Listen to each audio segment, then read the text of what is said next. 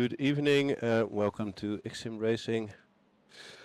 Today starting with the 5th season. My name is Maarten de Jong, my commentary debut, so I'll do my very best to keep you all updated on what's happening on track, what you're seeing, etc. So today for the first round of season 5, we have something new.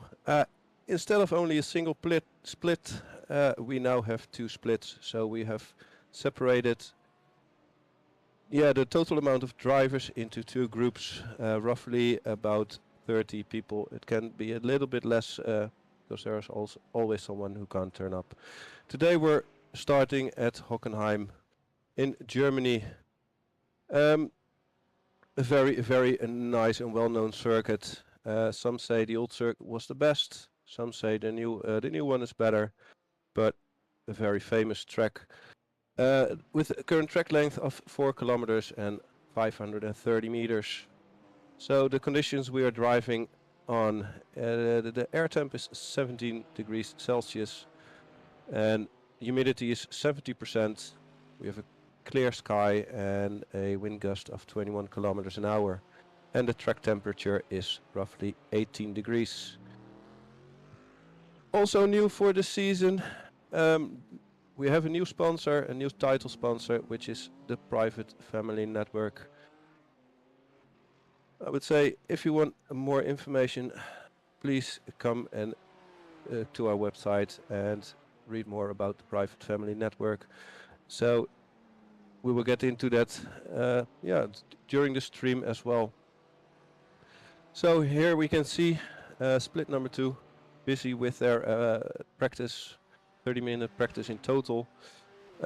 Just to explain a little bit about this split. So these are the somewhat lesser I-rating drivers, so meaning that they're still good drivers, but I-racing works with a I-rating which roughly tells you how quick a driver is or can be. So we start with split 2. They have a 30-minute practice, about 8 minutes left of it, and after that 15 minutes qualification, and after qualification we have a single 40-minute race. During the race the drivers have the opportunity to use 1 fast repair, meaning if they end up in a crash and they have terminal damage or a meatball flag, they can go into the pits and have their car instantly repaired. But as said, only available once during the race. Now we're currently driving along with Ivan Spitz, currently the fastest with a 136 flat. And looking at the times, we have the top 12 within 1 second, so very competitive field as well. And Ivan doing a really good job with the 136. Ivan driving for a BT trading company.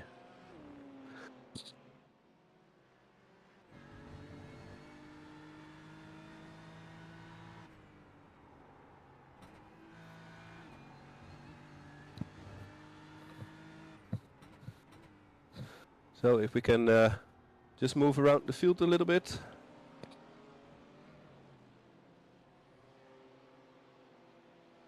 Here's in currently 5th position, Jay Chong from,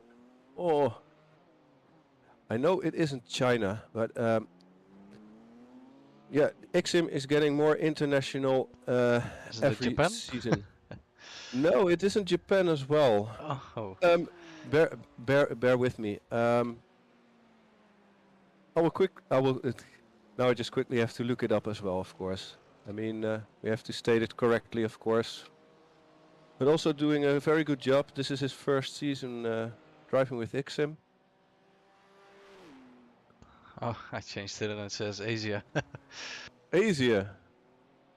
Yeah, Asia is not a country, but no. It is from that corner of the world, but that's correct. I'm not sure, but I thought it was Malaysia, but I'm almost there with the information. Looking it up as we speak. Let's see.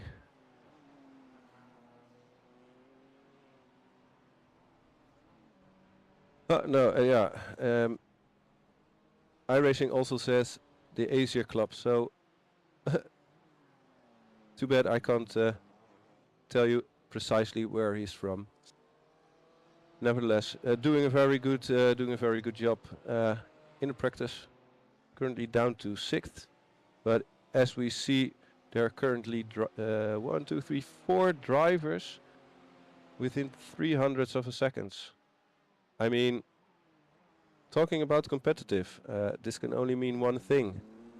The race will be very interesting and exciting to watch.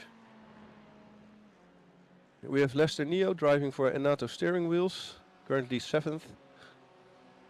Just a fraction slower than Jay Chang.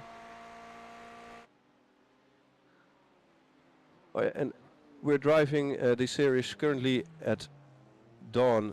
The original series, which we normally use, are driving in the dark, but yeah, that doesn't give us the opportunity to show our sponsors. Very important for X-SiM, our sponsors.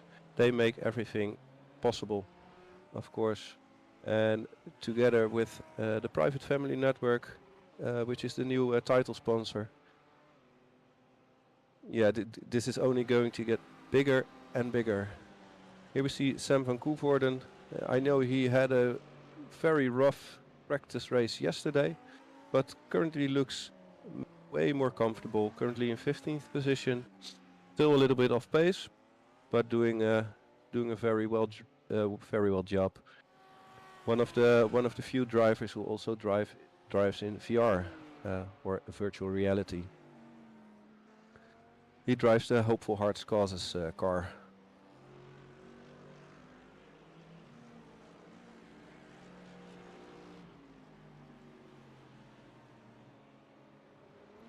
Here we have Albert Perrig driving the Ocean's Landing Mercedes. For the looks of it, he has to change his livery for the his livery for the next race because the number is a little bit off. And here we have a driver with a small mistake. Yeah, running too wide in the final corner, but he keeps it in the right direction and can continue. And we have Milo Spilman driving for Apartment Sale. Dutch driver, currently 2nd.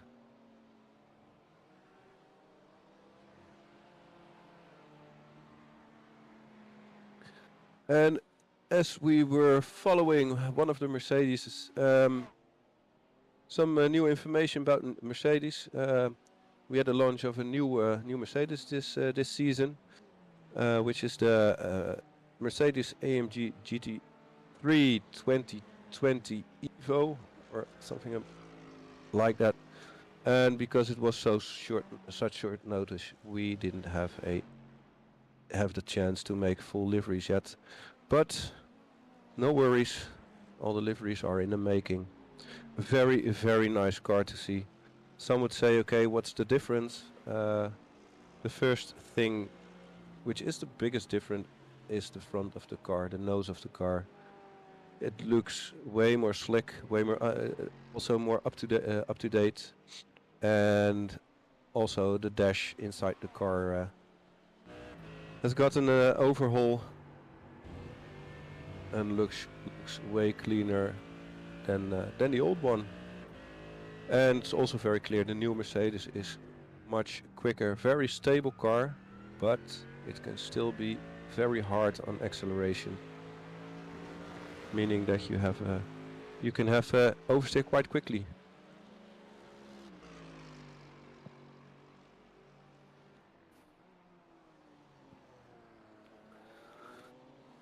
So about 1 minute left in practice before we transfer to the qualifying. Here we have Ryan Smith driving the Ferrari, sponsored by Financial Intelligence with Total Trust. Car number 15. And he is currently 18th, 1.2 seconds off the quickest lap.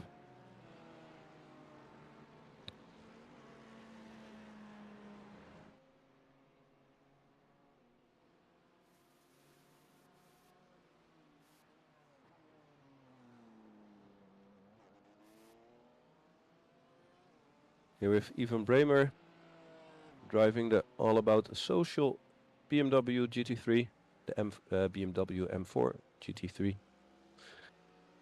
Currently in 19th position. So let's see. We had a little bit earlier on, we had 12 drivers within 1 second. Now we have 15 drivers within 1 second. So qualifying is going to be very important, and it will swap over to qualifying any moment now.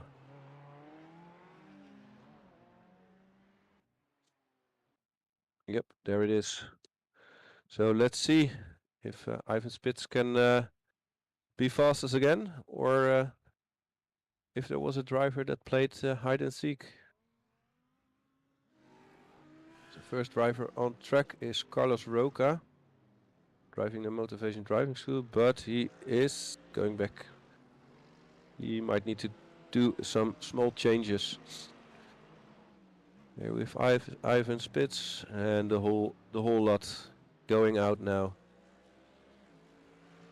Very important in qualifying. You want to have a toe on the straight, so that means you have to be within 1 second of the car in front, but you don't want to be too close. If you are a little bit quicker than the car in front, it could also mean you are held up further down in the lap. So it's also a little bit of tactics, making sure you have enough room to the car in front, but still in a way that you can profit from it.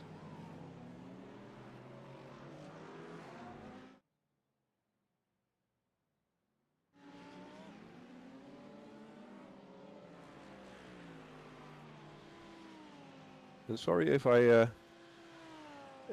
if you suddenly don't hear me anymore. Sometimes I have to mute myself due to a little cough. I have a little cold, but nevertheless, I will do my very best.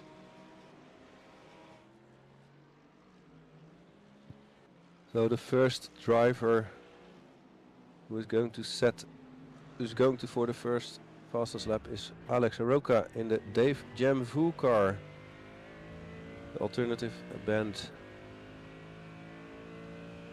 And let's see what he can do in the new Mercedes. Having a safe first turn, very important on this track, the first turn. If you are a little bit too quick in the first turn, you will run wide and you will get a so-called off-track, meaning your lap won't count. So, yeah, important when it's your first flying lap, try to take it a little bit easier so that you at least have a time after the first lap, and then you can start pushing a little bit more. So currently Alex started with the purple sector, then it was Dominic, then it was Sander, now it's someone else, which we can't see. Short explanation on the times that you see on the bottom of the screen. Those are the lap times, and the green bars, those were the first sectors. We have a total of 2 sectors, I think, only in this track. 3. 3 sectors. Okay, thank you. And when it's green, it's their personal best. When it's purple, it's the fastest of all. And when it's yellow, it is no improvement. So let's see what Alex Aroca can do. I expect the pole position to be again somewhere around the 136.0, maybe a 135. In split 1 you will see that the pole position time will be roughly around 135.4, maybe even a little bit quicker. So here's the first time, a 136.394. We have Sander. I think he made a mistake somewhere. Ivan Spitz only half a tenth slower, so very close again. But you will see that the second lap should be faster with the tires, with a little bit more heat in the tires.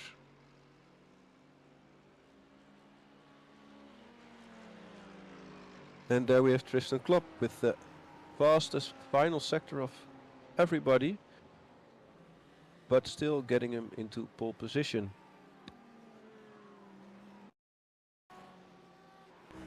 Oh, and there we have A mistake of Antonio Salada. Antonio Salada.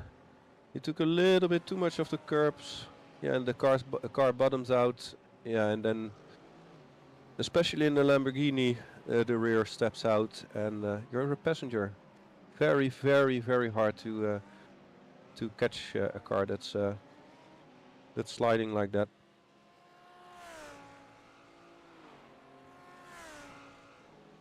I think we have a new leader.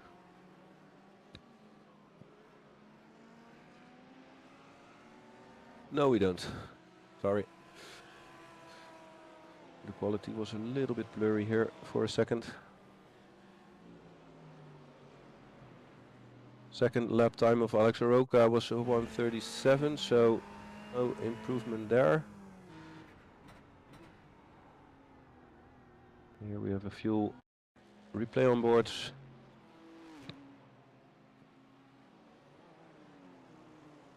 Oh, this is the car number 17. I can see 17. Tony van der Linden. He went very wide entering the stadium. It's also a very tricky corner. You don't want to go in too slow there because you will get eaten up into the slower section of the stadium. But it's a corner where you have to wait before you go back on throttle again. And it's very easy to go on throttle just slightly too early. Yeah, and the result we saw that, but luckily there's a very big gravel trap, and mainly because your car is already pointing the right direction, it's very easy to keep the car under control and come back safely on the track. It's also very good to see other drivers getting out of the way of the people that are on the fast laps.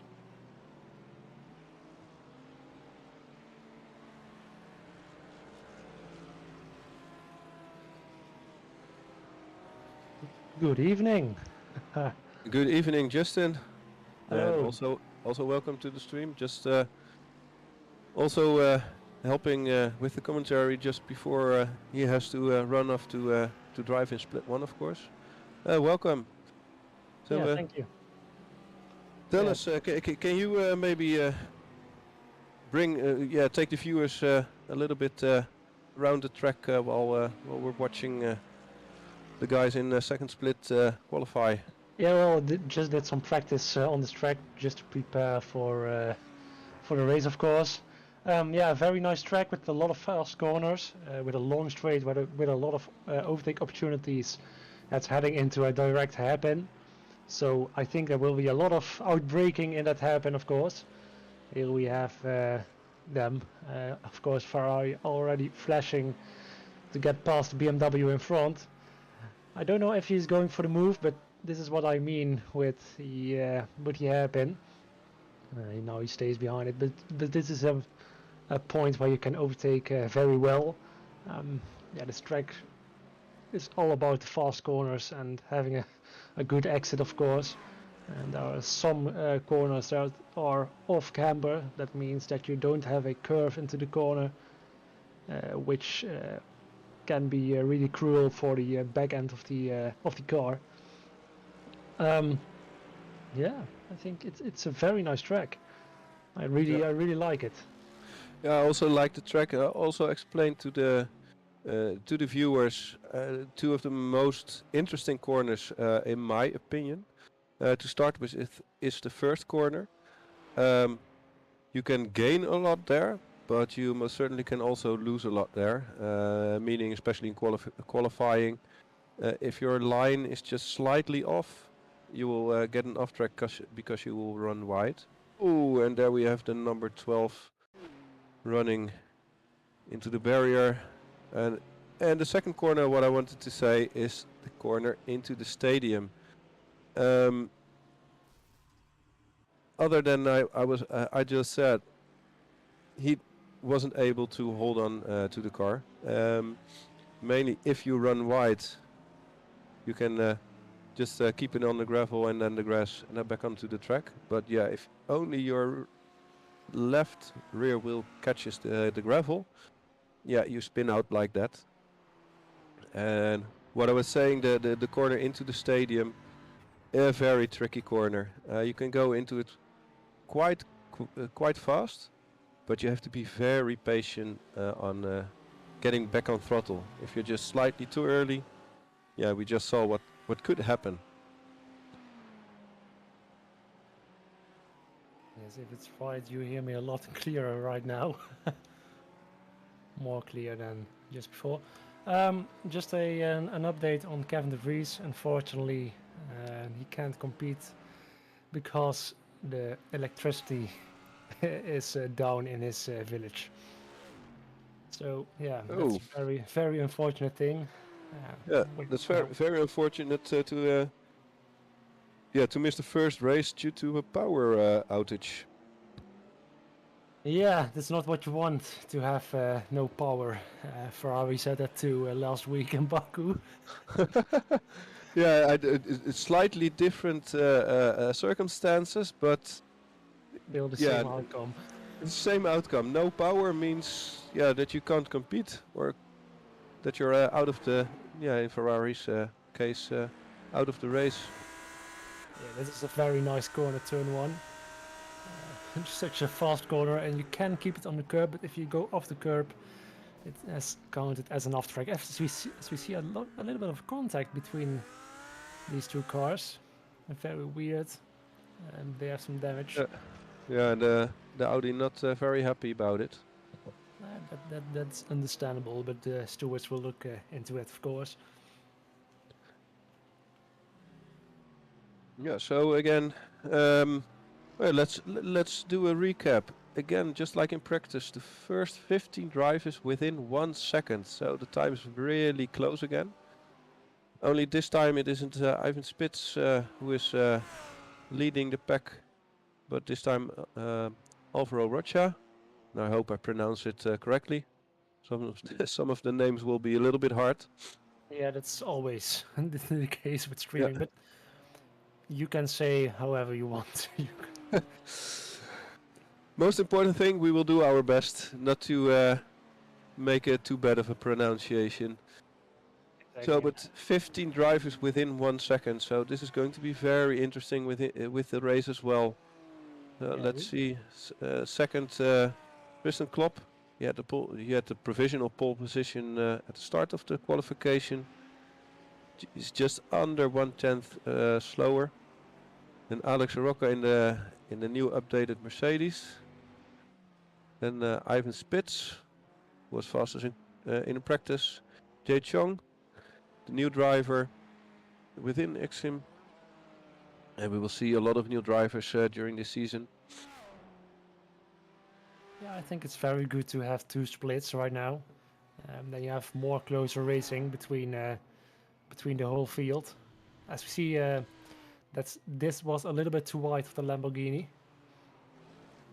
in turn one. Yeah, I don't know. I just missed it. I was checking something, just something else in between. But Here we have the BMW that's yeah, going. that's also Oh. an off track. Yeah, that's an off track. The lawnmower BMW. Here we have the Aura car. At the moment we have Alvaro Rocha in first place with only in less than a tenth of a second. Behind him is Tristan Klopp. Of course, last season when it was only one split, Tristan Klopp was doing really, really well. So really curious what he can do this season in split 2. Yep. Yeah, he struggled a lot last season. He is a very consistent driver, but last season wasn't his season. He had a lot of races with bad luck, ending up in in incidents, which doesn't help, of course.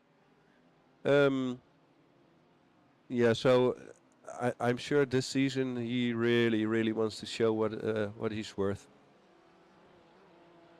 Yeah, it's really understandable.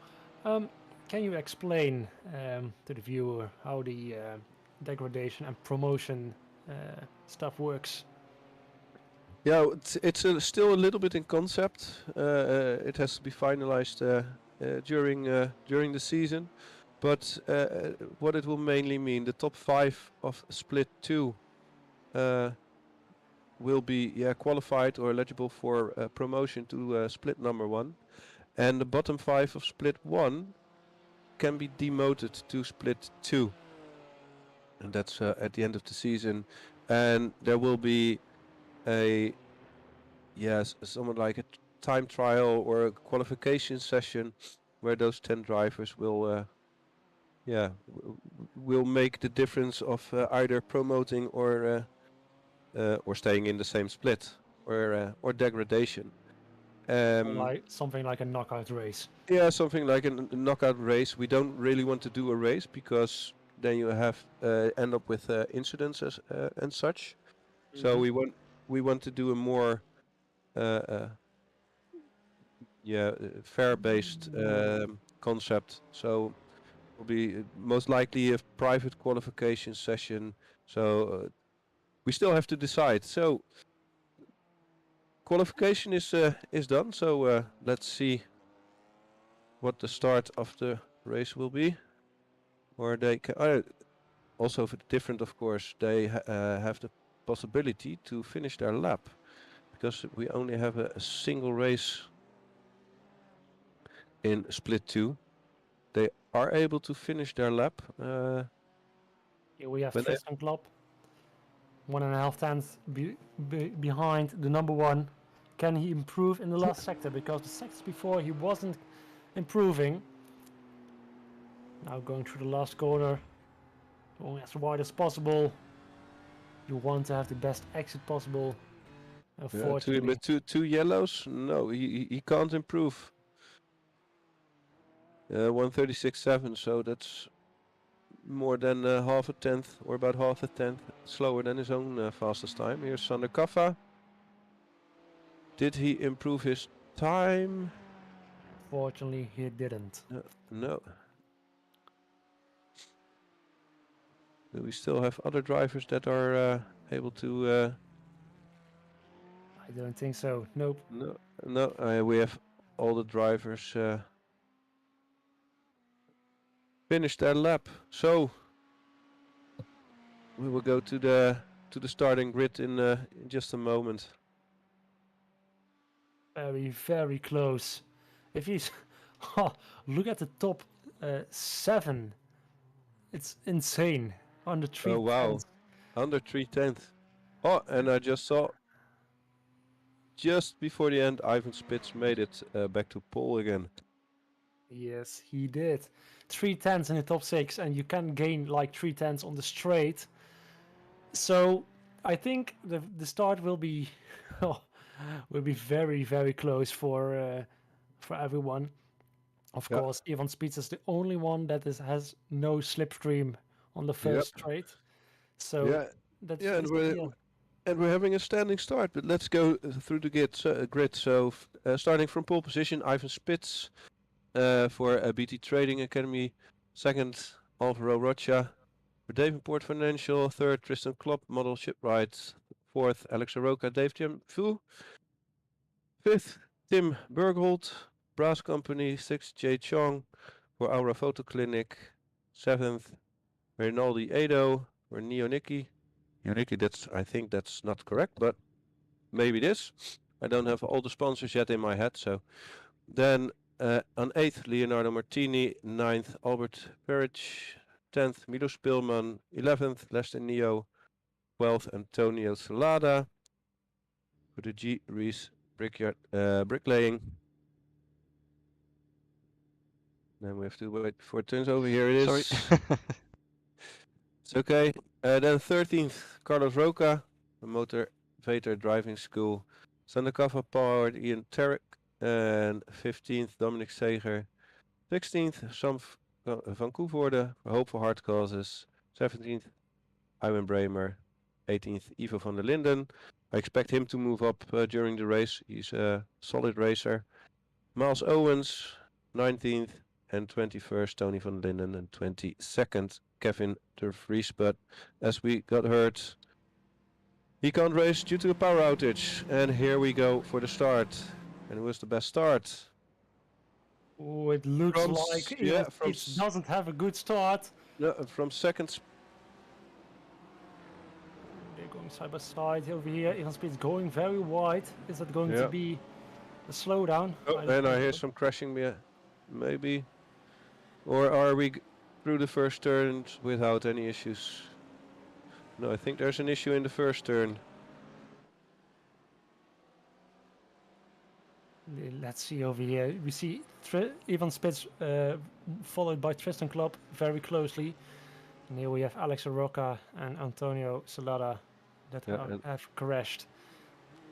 Yeah, and Sander Kaffa has crashed out in the first turn. And says also out, so I don't hope he left the server, because he could fill it up and then just continue the race and without stopping again, still keeping him into contention. So a lot happening. Currently the best starters are Miles Owens in 14th and Ryan Smith in 15th positions, both up 5 positions. And here we already have some very close racing, and Ivo van der Linden going off, but keeping it in the straight line. He is up 1 position. So overall Rocha really had a good start from second position, taking the lead. And Ivan Spitz is already back into second again, so let's see if he can catch Alvaro. So you see very close now. A lot of slipstreams are going on, so we can make the best move. Tristan Klopp hunting for P3, but he's losing a little bit of time compared to Ivan Spitz and Alvaro Rocha. But surely he wants to maintain that podium spot. He still is within slipstream range, so as we can see he's closing the gaps just a little bit on the straight. Let's see if he can keep in the slipstream.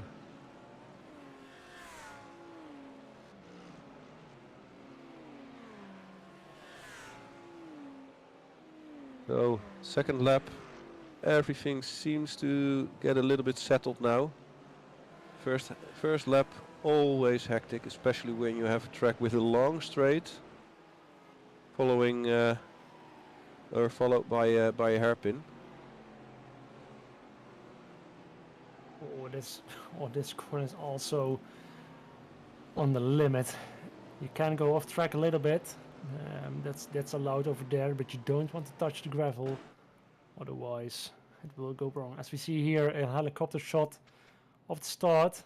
Ooh, very close. Yeah, and we have a spin by Antonio Salada. Hit very hard. And that's where Sander Kaffa got caught up in. He was fine, but he couldn't avoid hitting the Lamborghini. Here replay of Miles Owens on the hairpin. Ooh, was that contact, or was the other driver just going a little bit, just an overtake? Okay. The other driver running a little bit wide, and then you have the sausage curb on the outside. Yeah, and if you run that, you've lost all your speed. Ooh, going on the outside, but a little bit too wide, and now the Inato car would look like he gained some profit from it, but he doesn't. Still very close. Here we have Dominic Seger has made a mistake. I think he had Tony van der Linden behind him. Going for the late move. That is far too late. That is far too late. Yeah, this is what I meant. You want to outbrake someone in the hairpin, but the margins are really fine. Yeah.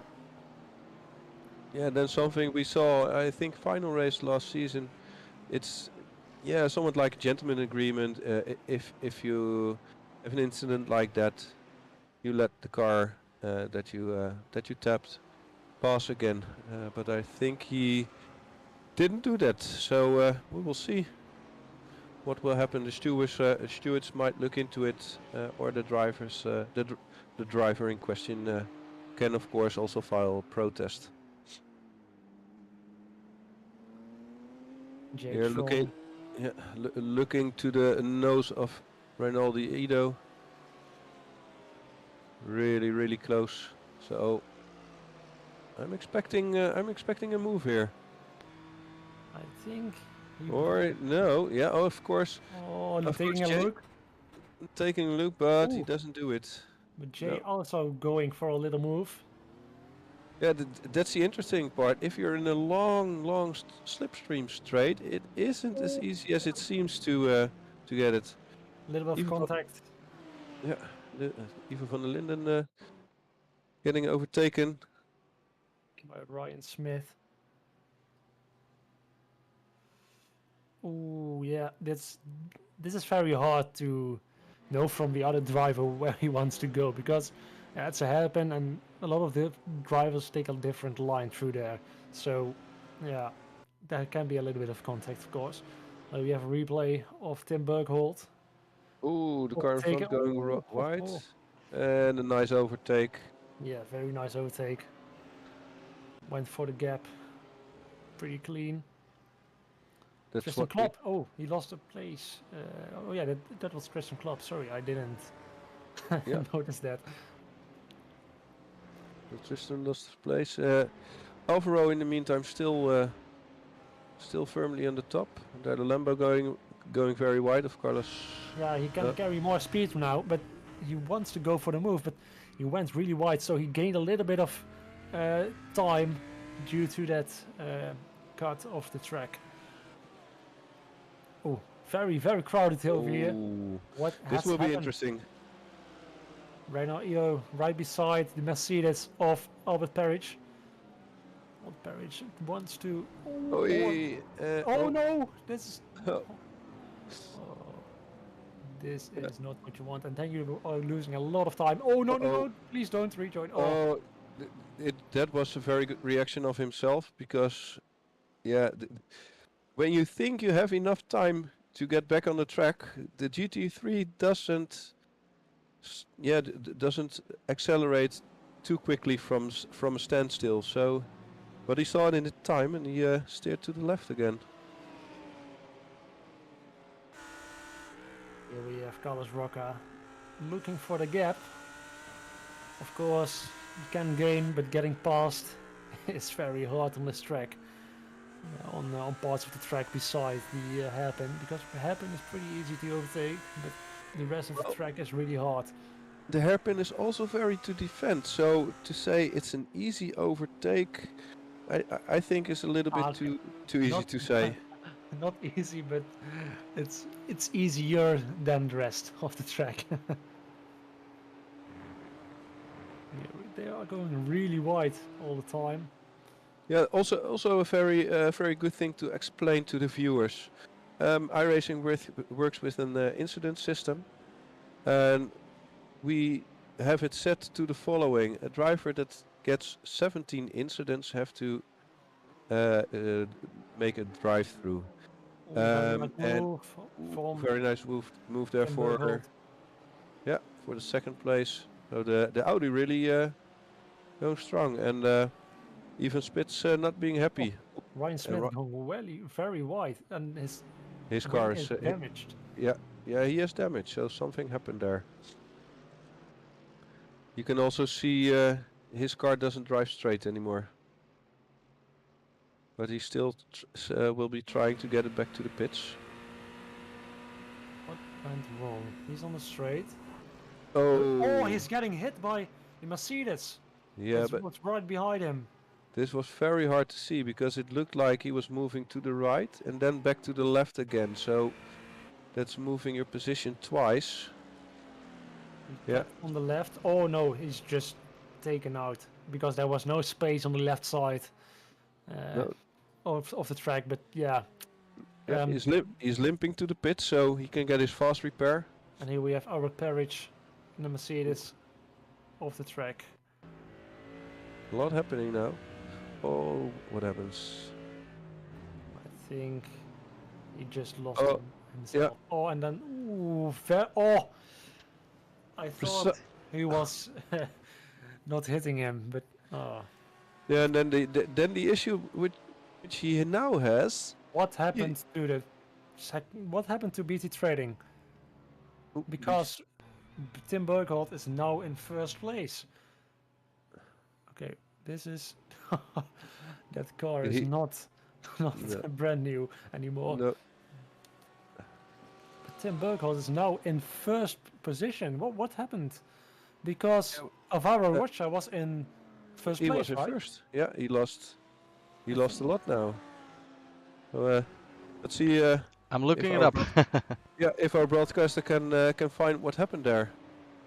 I think he can. I know he can. I can. Okay.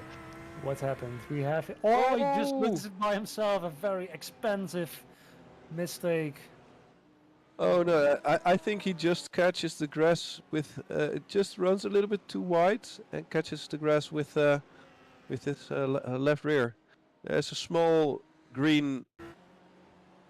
Yeah, that's AstroTurf. Yep. Yep. AstroTurf is. Yeah, it looks like grass, and it's a bit. Yeah, it's a bit slippery. Especially in a braking zone, then the brakes will lock up, and then you will spin. So that's not what you want.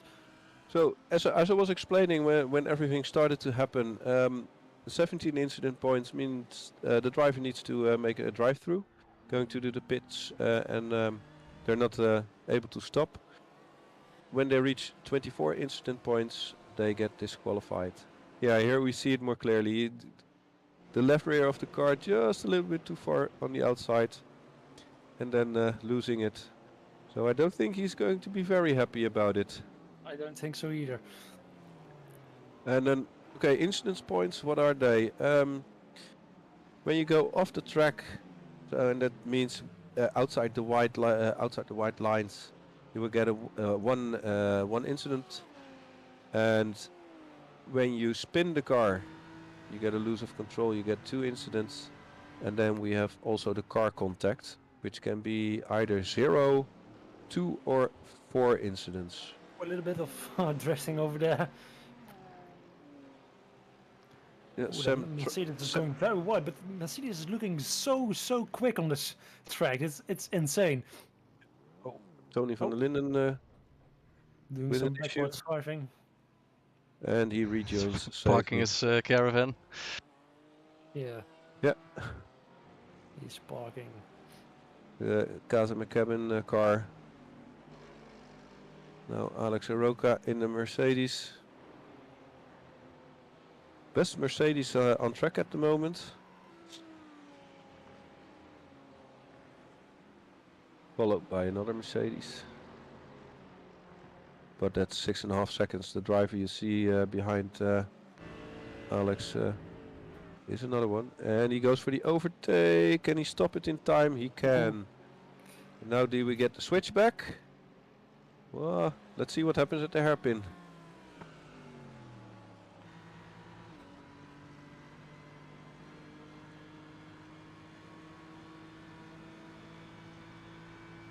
We're only 13 minutes into this race, so still a long race to go, and already a lot of action. Of course, the pit stops will come in around half of the race, so yeah, pit stops can turn around everything too.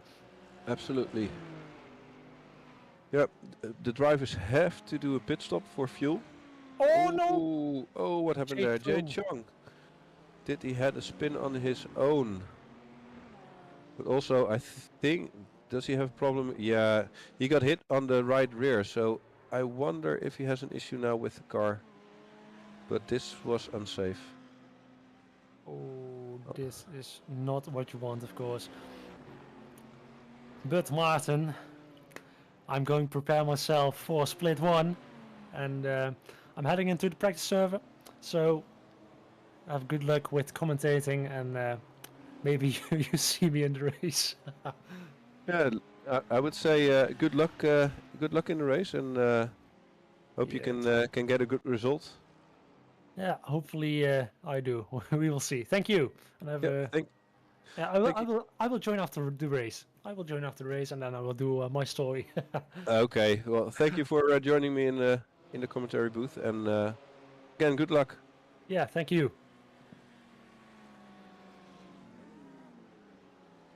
So here we have the fight for fifth position, but yeah, Rinaldi losing a place to Milos Pilman. So in front of there even is Alvaro Rocha.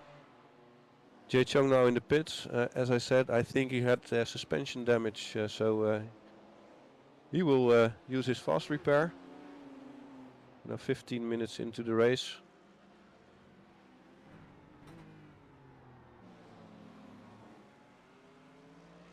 Ivan Bramer looking at Alex at position 10 of Alex Aroka, who is driving a very strong race up till now.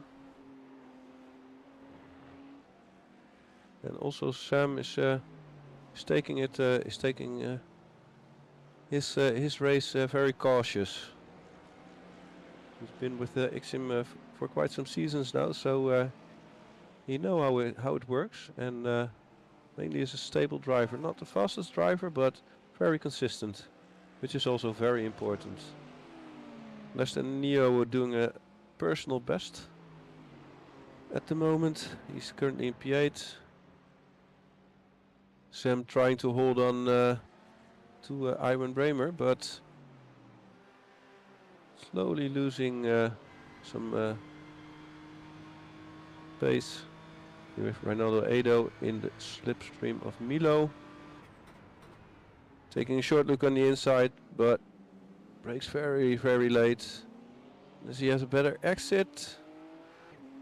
No, Milo Spilman just has a slight upper hand on the exit as well. Will be very interesting here at the Mercedes Mercedes-Benz, if I'm not mistaken. Milo still holding on.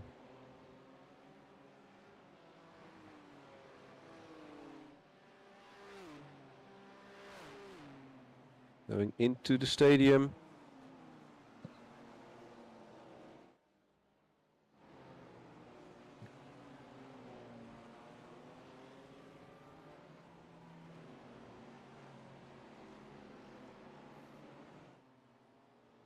Rinaldi really keeping Milo under pressure here.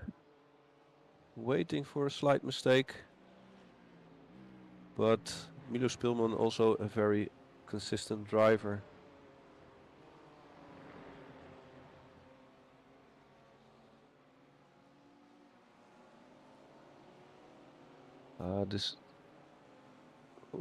Both braking very, very late. Now will Rinaldi give it another go at the hairpin? Looks like he is even closer than the lap before. He's going to the outside. Milo trying to defend, but that was too late. And now Rinaldi has the inside, so. But Milo can have a slightly quicker exit. Can he do the switchback? Like I said, closing in as we can see from the rear. And he's lining himself up for the next corner. And yeah, he gets the position back. And this is the racing we want to see. Very close racing, but keeping it fair. Neoniki car and Milo just crossing in front.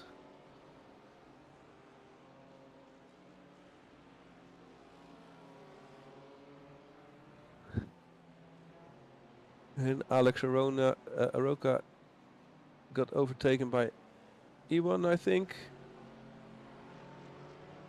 Was likely also at the hairpin. Oh no, Mercedes corner. Ooh, Alex Aroka going into the corner a little bit too quickly, too fast. And now going into the pits. So the first driver, together with Milo, the first drivers that go for their pit stop. Yeah, about 20 minutes in.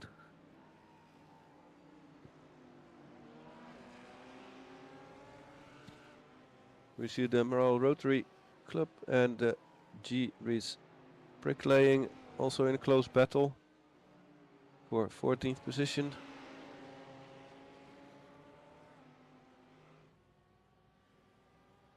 And also the 16th position. Yeah.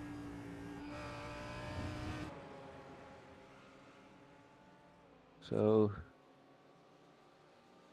a little bit further back into the field, but the main thing is the drivers have fun, and not only fun, they also take it seriously, and it's a good racing to see. So here Antonio Solada going for the overtake. Will he manage it? The outside towards the hairpin. Will be a hard one. But as we saw, can he make it stick? He's still on the left, so this will be interesting if he can make it stick. Looks like it.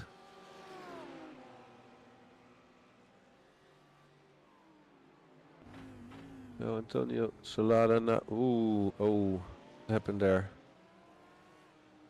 Looked like there was a little bit of contact. There was.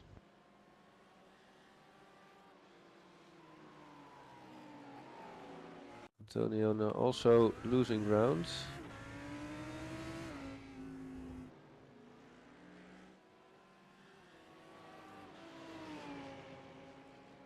Yeah, that was just after the hit. I wonder what happened at corner entry. Oh, just a slight tap on the rear because he overshot the corner just slightly, and Ivo trying to get to the inside.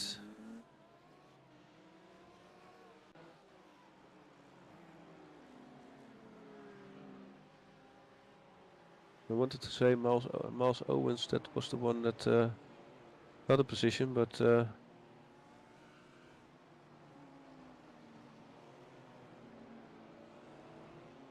that was Alex Soroka, of course, with the fight.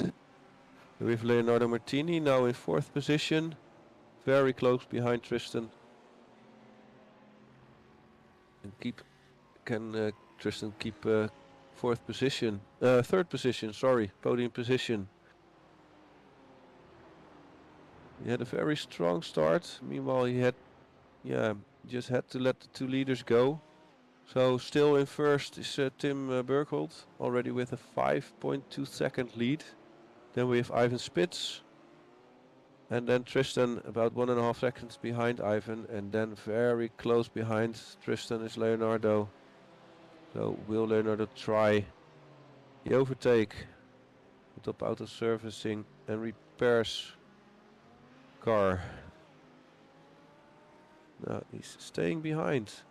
It can also be a tactic. Just letting off throttle a little bit earlier and trying to save a little bit of fuel so that you don't have to take that much gas when you have to, or petrol when you go into the pits. That can be a very important tactic as well. Fuel saving.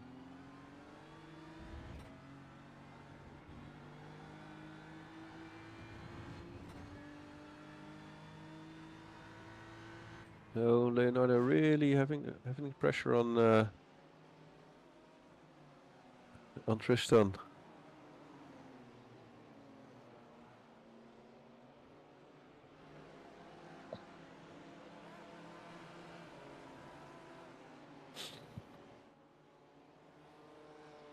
So it looks like Leonardo has a little bit of a gap again to Tristan. So Tristan with a little bit of more air, and here we have the leader Tim Bergholt in the Brass Company car, the Audi GT3. Really the fastest man on the track at the moment. 6 seconds in front already. Currently P7, Carlos Roca, also having a solid drive. Really solid driver as well. Oh no, and here we have Antonio Solada going off. What happened? Did he run wide and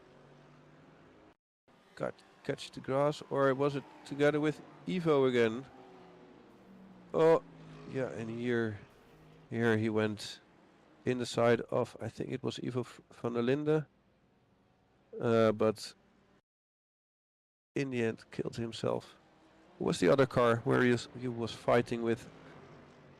Let's see. Miles Owens. Oh, it was Miles Owens. Okay, Ivo van der Linde, yeah. it was. Yeah, sorry, it's not Miles.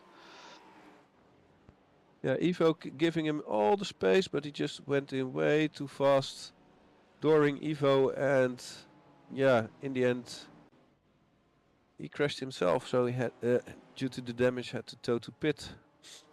There, he will have the opportunity to put some petrol in it and use the fast repair. Ivo, meanwhile, P13.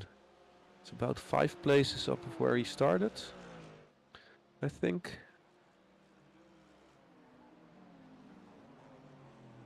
Let's see, yeah. From the top of my head, 5 places gain for Ivo van der Good Linden. guess.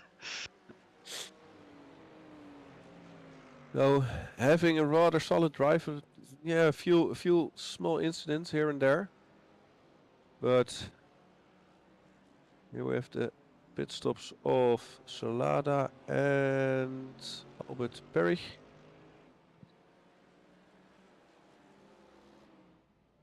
Antonio Salada, of course, has a longer pit stop due to his crash. He had to tow, so that will take about, I think, 1.5 minutes, and then the short repair, and then he can continue again.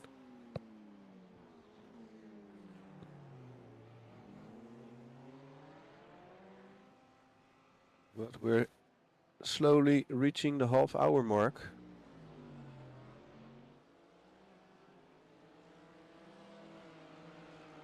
And can we get the pit stop information to see which drivers still need to go into the pits?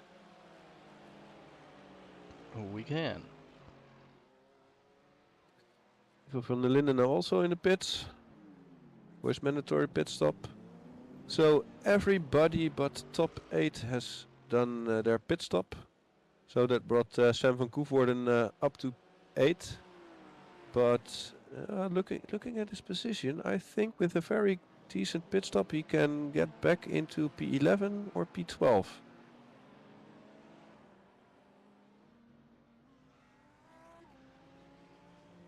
Even Spitz is now in the pits. Tim also did his pit stop. And Tristan did his pit stop. And Tristan is losing 2 positions in the stops. I don't think he will be very happy and will have to do some work to get back to the podium. But it's still possible. There's Sam getting back in P11. So very solid drive from Sam. I think he's up like 7 or 8 positions even.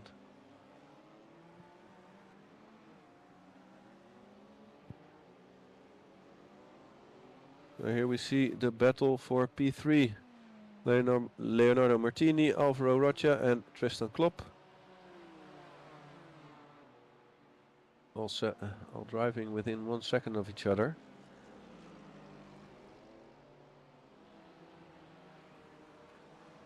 Alvaro Rocha in the Davenport Financial car.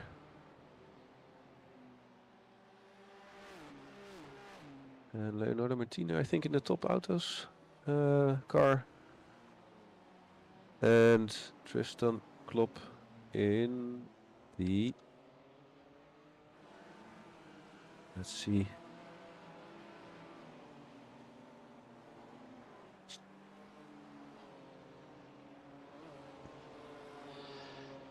Model shipwright. Model shipwright car. Yeah, sometimes hard to see with the moving images. Yeah, P6 is 7.5 seconds behind. So Oh, this still looks interesting. So P1 in the brass company car really has flown away. I mean, he's already halfway to the second round of the season. Nearly 8 seconds in front of the BT Trading Academy car. Then we have that solid fight for P3. And here we have Dominic Seger, who is now currently the highest placed Mercedes. I'm quite surprised that the Mercedes isn't more in the front in the race. It's a lot of BMWs, and then we have a Ferrari in P6, Lamborghini in P7, then a lot of BMWs again, and then we have the Mercedes, and all there at the top we have the Audi. Here Ivo van der Linden and Dominic Seger fighting it for position 13. Let's hope they can have a solid fight without any contact. Ivo going for the move. Can he make it stick? Oh. No, he can't. So now it's all about keeping close and then trying again at the straight. Because this section is nearly impossible to do an overtake. It's only possible when the driver in front of you makes a mistake.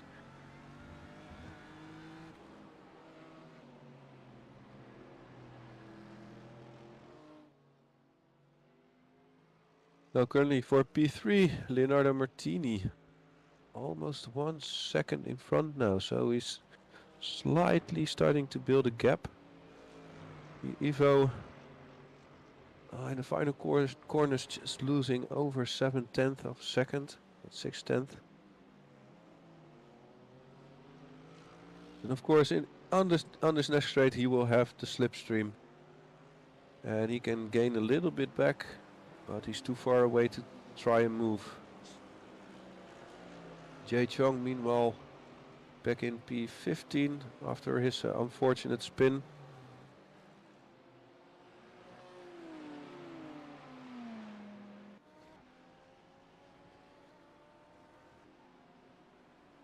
And the only car that's a little bit close to the one in front is Milo Spilman against Iwan.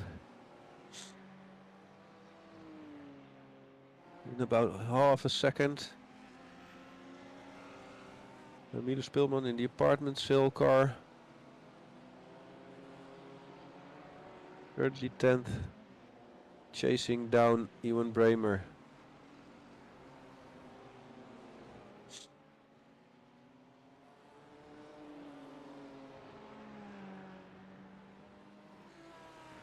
And meanwhile, I also saw Ivan Spitz doing a personal best, but still not good enough for the very, very quick Tim Burholt in the Audi.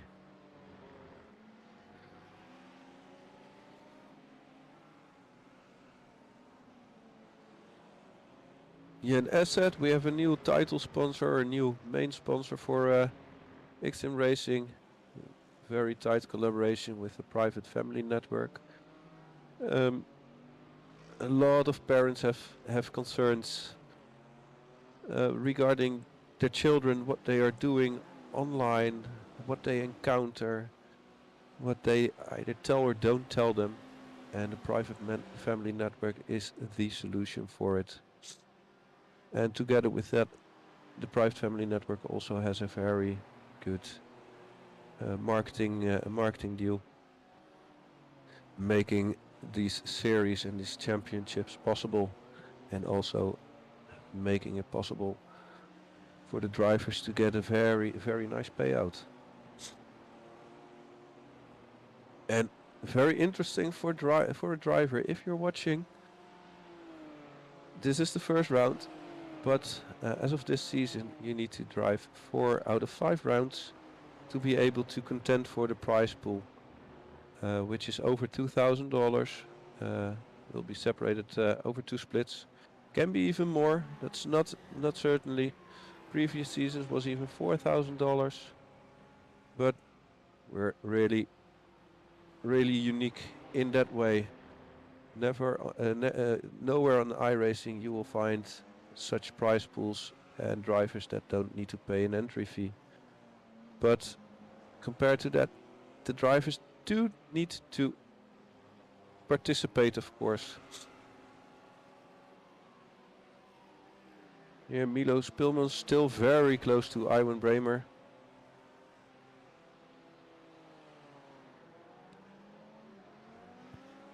And we only have 4.5 minutes to go.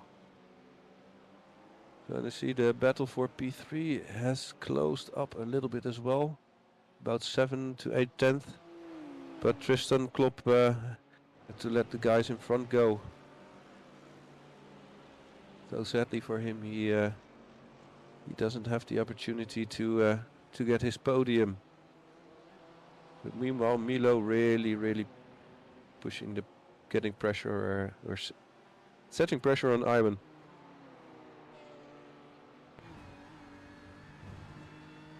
Nearly running wide, on the limit, absolutely on the limit.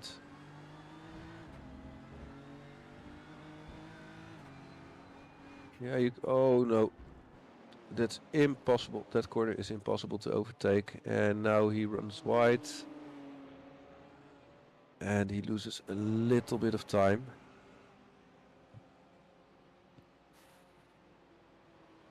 From experience, I tried it once there. It didn't end well.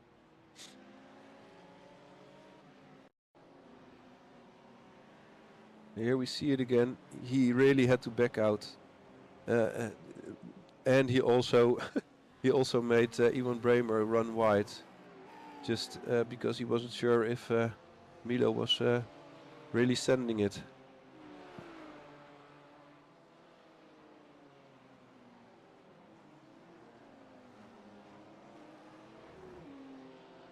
Still in P4 in the Davenport financial car, Alvaro Rocha.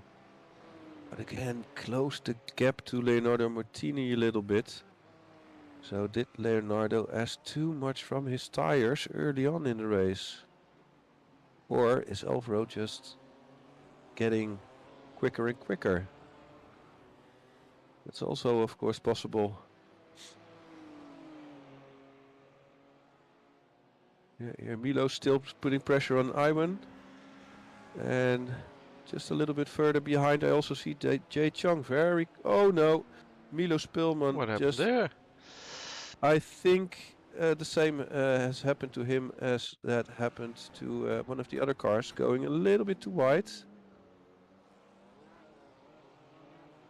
That didn't happen here. It happened entering the stadium. I think he ran wide and just clipped the gravel on the outside with his left rear. And yeah, if you run wide, it's best just to let go of your throttle a little bit, keep the steering straight, because if you have it into an angle, we're about to see what will happen. Just on throttle and but a little bit of Yeah. the car nudged a little bit to the left, to the right, and then he lost it.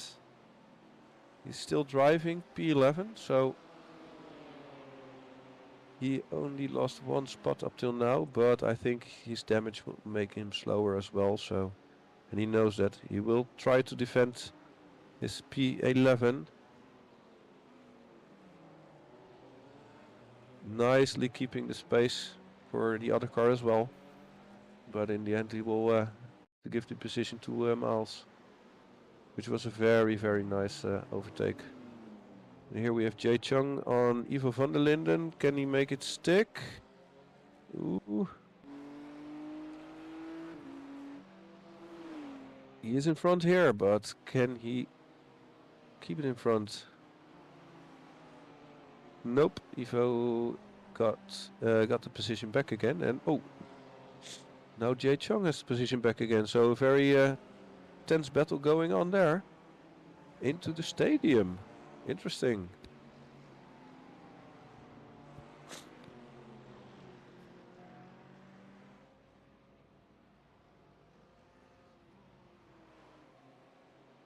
Those two really having a intense fight, but Milos Pilman, no, I don't think he can keep it. Meanwhile, Leonardo in P3 opened up the gap a little bit again. And Milo being able to keep in the slipstream of Miles. And Ivo and Jay are still fighting, but Jay now finally has passed. I expected Ivo to climb the ladder a little bit more than he did now. Yeah, okay. I also saw some damage there, so that doesn't help as well. Here we have the Inato Ferrari from Lester Neo. Tim won. And oh, I was totally not paying attention. We were just in time. I was nearly missing it. Sorry. Yeah. Tim Bergholt winning the first race of the season, and in second even Spitz, and third position to Leonardo Mittini, fourth Alvaro Rocha, then fifth position Tristan Klopp, very solid drive, and then very close Lester Neo in sixth, Carlos Roca back in P7, and in the end Antonio Solada even still in the pits. That probably meant he used his fast repair.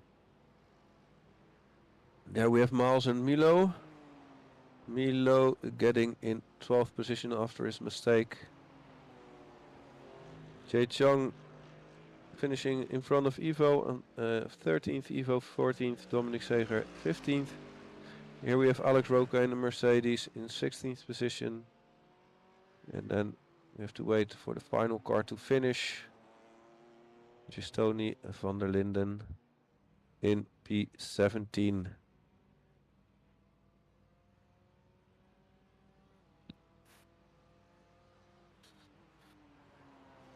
Wow, what a race! A lot of stuff happened. Some unfortunate spins, just clipping the gravel. But very solid race from Tim Bergholt. I don't know how many positions he won in the end, but a very solid drive. So here we have the race results coming in and going out. Something not go right. It's the first time for the second split, so. Check. So here we are.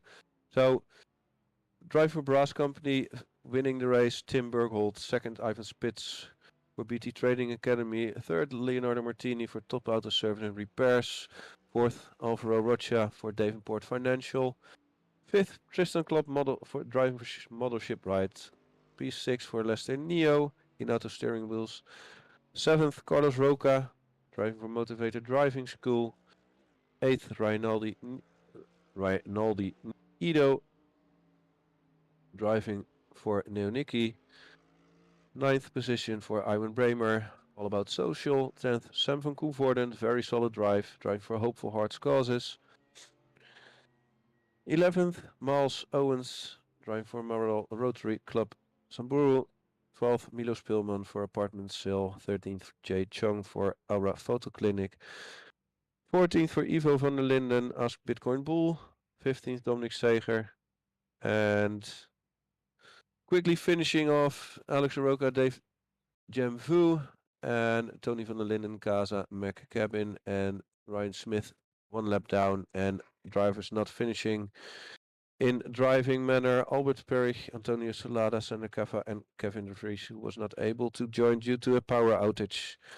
So please stay tuned. This was split 2. We're having a short break, and then we will be back with split 1. And this is going to be interesting with the 20-minute race and then reversed grid for the top 10, starting a 40-minute feature race. So see you back soon.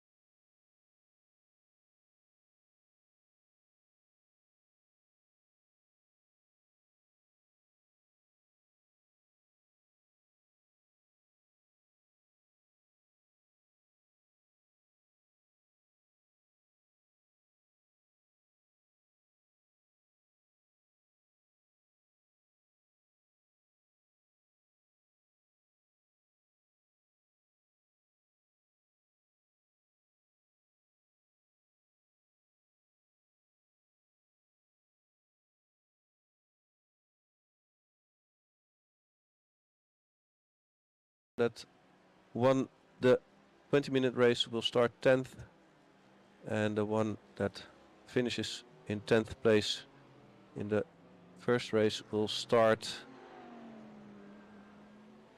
from pole position.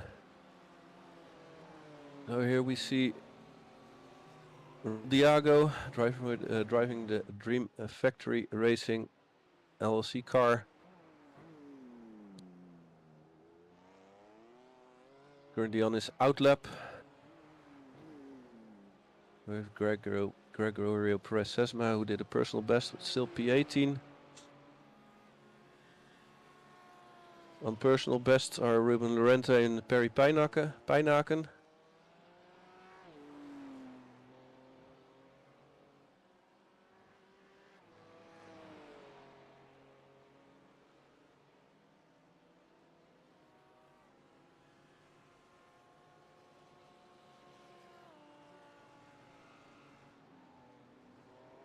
Perry currently in 12th position.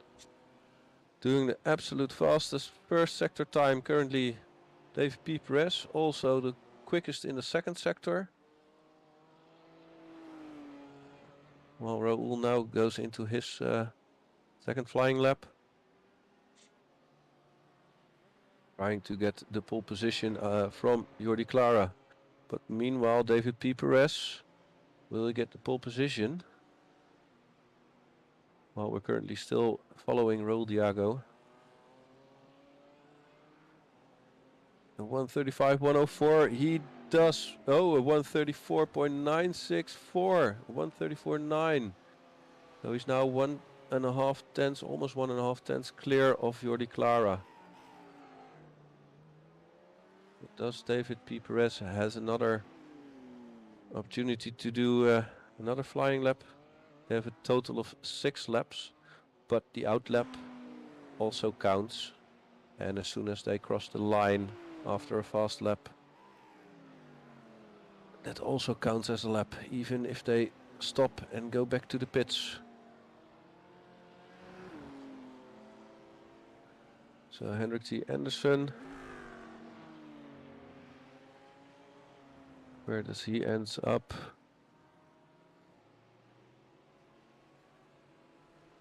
Jordi Clara now on his out lap for a second try, and Raoul making an error and then binning it. And because he didn't finish the lap, he still has 1 lap remaining. So he's now also on his out lap. David P. Perez also on the out lap, so he still has 1 opportunity left. We currently see also Ben Cullen doing personal best, Remco Barlow, who didn't set a time yet. What time will he be able to drive?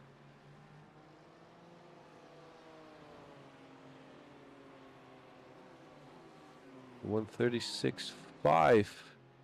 So Remco currently in P17.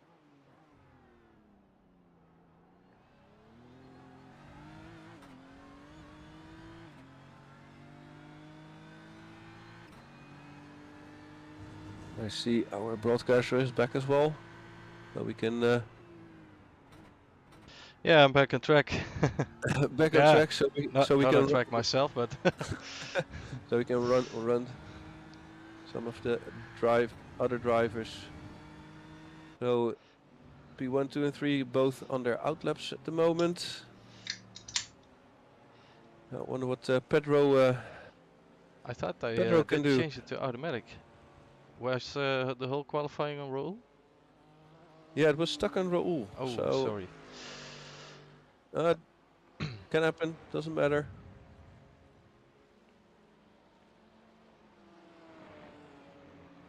We have Jordi Clara now entering his second try. Ooh, here we have Gertjan Leemans.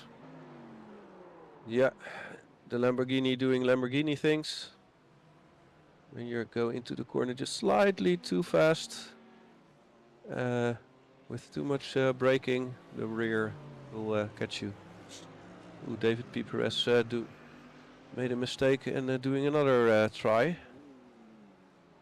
He's still 5 minutes to do so, so he's safe for that. Currently we can't see the sector times of Jordi Clara, so I wonder how he's doing now. Other drivers not improving. So again, the yellow means they're not improving on their own personal best. Green mean personal best sector time, and purple means the overall fastest sector time. I guess some of the drivers are quickly still going back into the pits and getting another set of tires. Garrett said Dini Suez on a personal best. And where's Justin? Justin van der Linden, who was in the commentary for the Split 2 race, currently in P20. Here we have Antonio Jesus Valion in P7. And Martin Hobson wins one position and goes up to P16.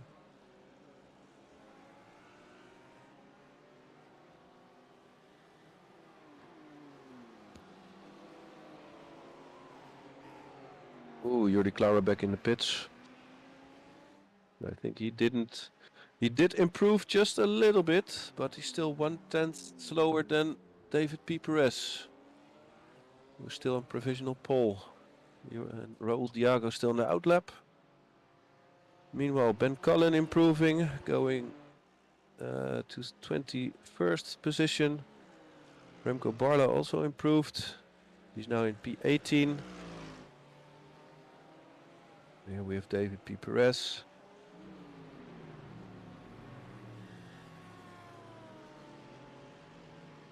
He's on his fast lap now. On the long straight. Ooh. Here with Aaron Hobson in the Mercedes, just running wide. There's John Lay, also in the Mercedes, currently the fastest Mercedes. 8.5 tenths down on David P. Perez. And here we have a Ferrari making room for the other cars. And here is Ben Cullen in the Porsche. And we have a second Porsche in the hands of Jansen Ferreira.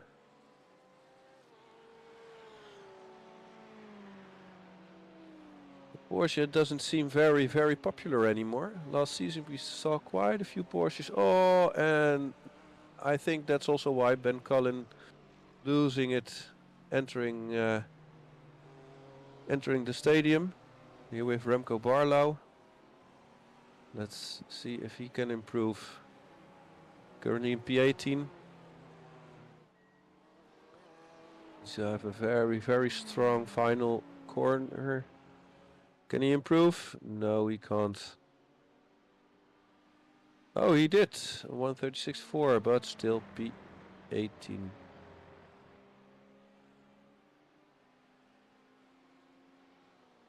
Fastest Ferrari. I don't know if it's the only Ferrari in the race. In the currently P12.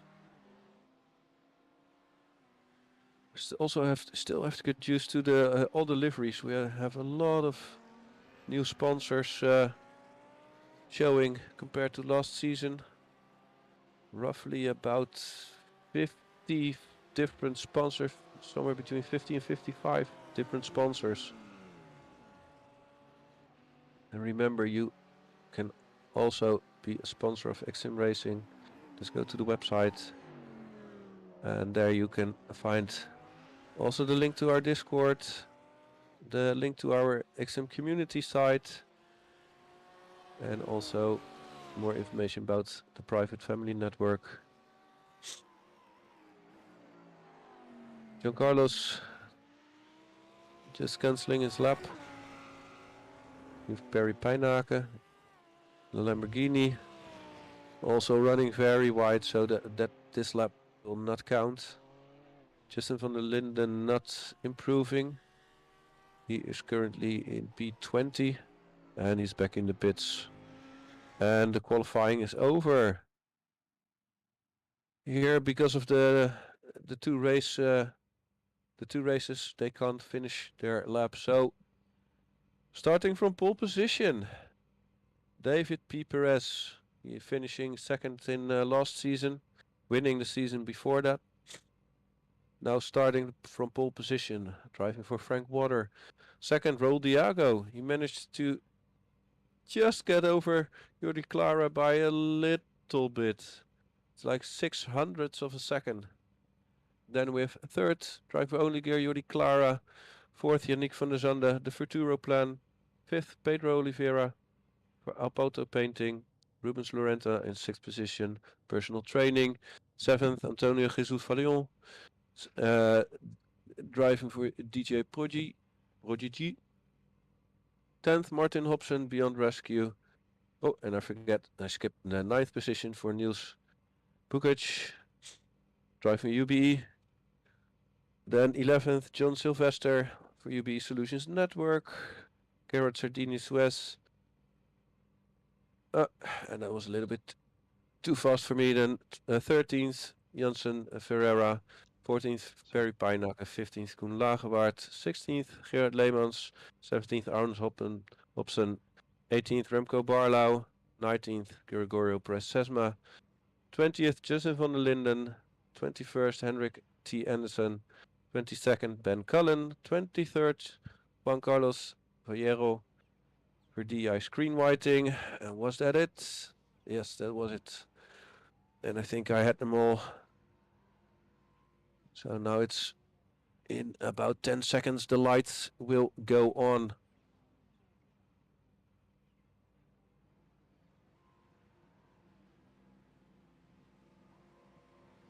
Oh, sorry about that. And who has a good start?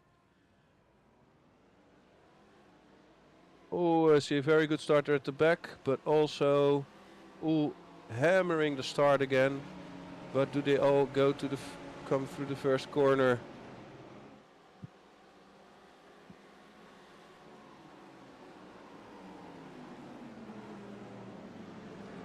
Yes, all the drivers get through the first corners without an issue.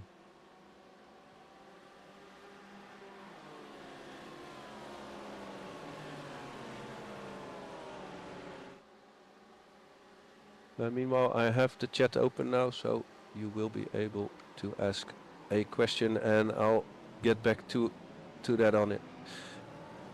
So for now, David P. Perez getting position back from Raul Diago. Third, still Jordi Clara, and Justin van der Linden. Oh no, he had an issue. He is back in the pits.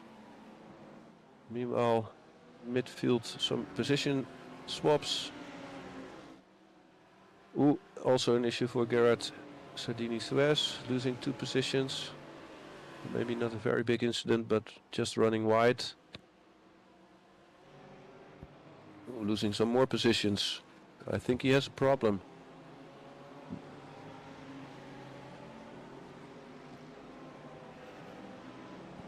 And Justin van der Linden is also out of the race. He has exited the car. It's a shame.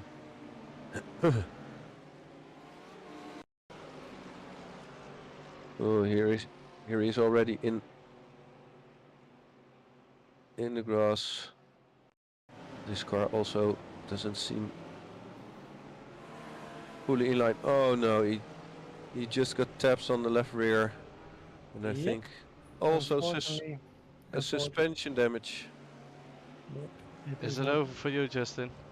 Unfortunately, it's over for me. The car has too much damage. Yeah, and that's just to explain to the viewers.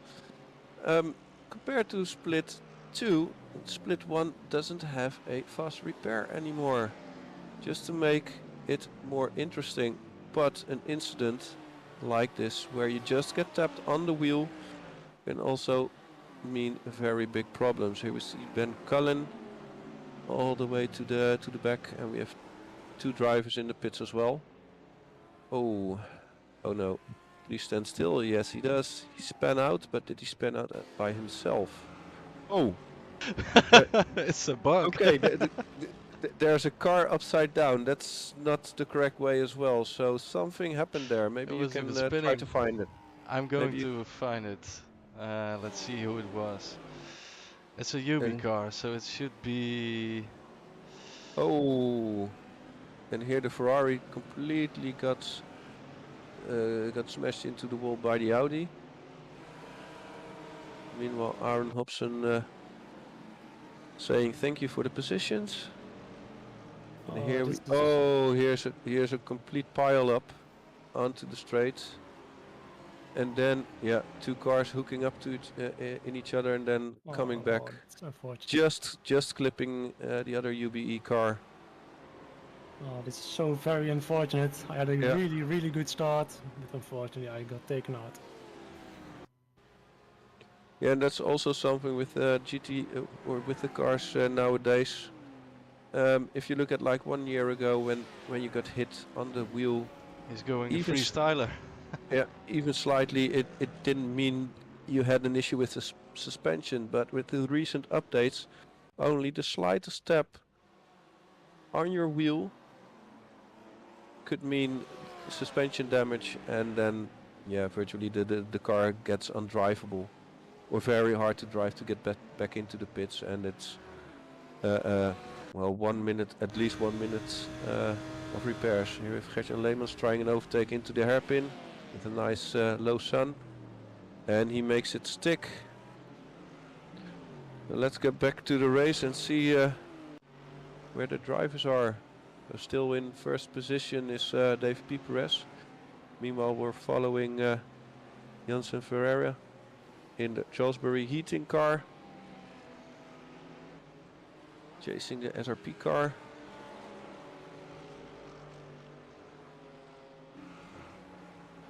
But Justin, you can still have revenge in the feature in the feature race. So Yeah, let's hope so. I had a pretty bad qualifying too.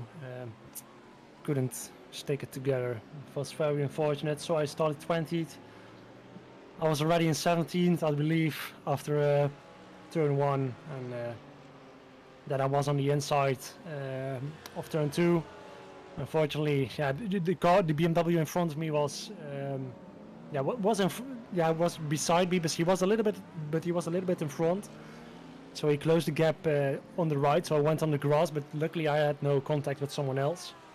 And just after that I got taken out.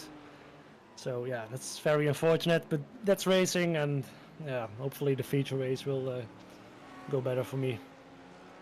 yeah, we can just say, play it smart in the feature race. Starting at the back can be a very interesting thing around here. Also looking at Remco Barlow, he started somewhere about P18. He's now already up to P12. I don't know if he's the biggest gainer.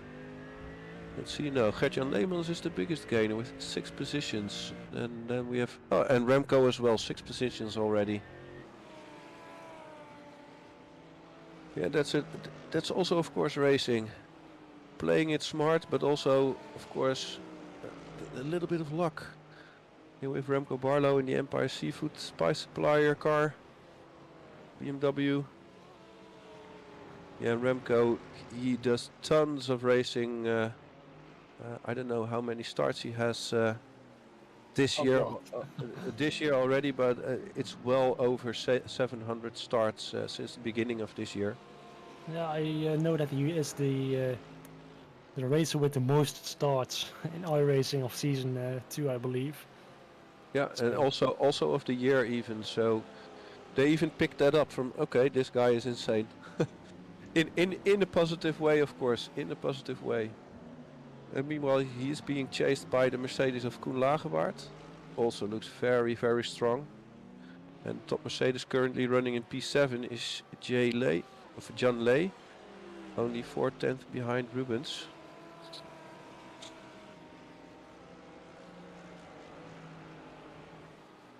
But I feel so bad. That's unbelievable. I had already, as I said, not a good qualifying. Yeah, I saw a remark in the chat for absolutely no clean driving the first 2 laps. Yeah, there were some incidents. Yeah, and in the end, the stewards will also look at it, and drivers, of course, can file a protest for the stewards to look into. And I think the stewards are up for a ride the upcoming week. But as for now, everything seems to be settled down a little bit. Everybody getting into a rhythm. And again, Koen Lagerwaard very close to Remco Barlow. Will he try it? No, he will wait. And if he can get a good exit, he will try, of course, at the end of the straight towards the hairpin. Koen Lagerwaard driving the Spades Community Token car.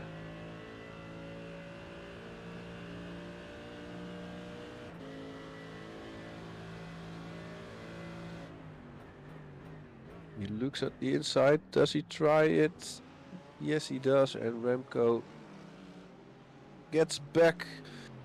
Very, very clean racing here. So, as we can see, it can also be a very close and fair racing. Meanwhile, at the front, in front, David P. Perez still leading the race, but only half a second behind there is Raul Diago, driving a very strong race. Third, Jordi Clara also still within slipstream of Raul. And Pedro Oliveira also still in slipstream of Jordi Clara. But for the looks of it, Jordi Clara losing a little bit of ground.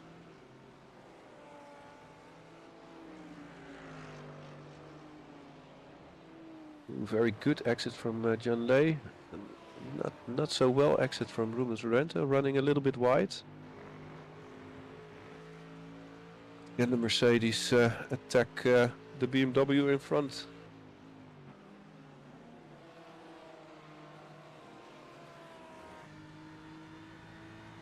Yeah, very close, but too far away for a move on the hairpin. Raul Diago on David P. Perez. Maybe just a small look on the inside, just to say, hello, I'm here. So David P. Perez can't really relax here.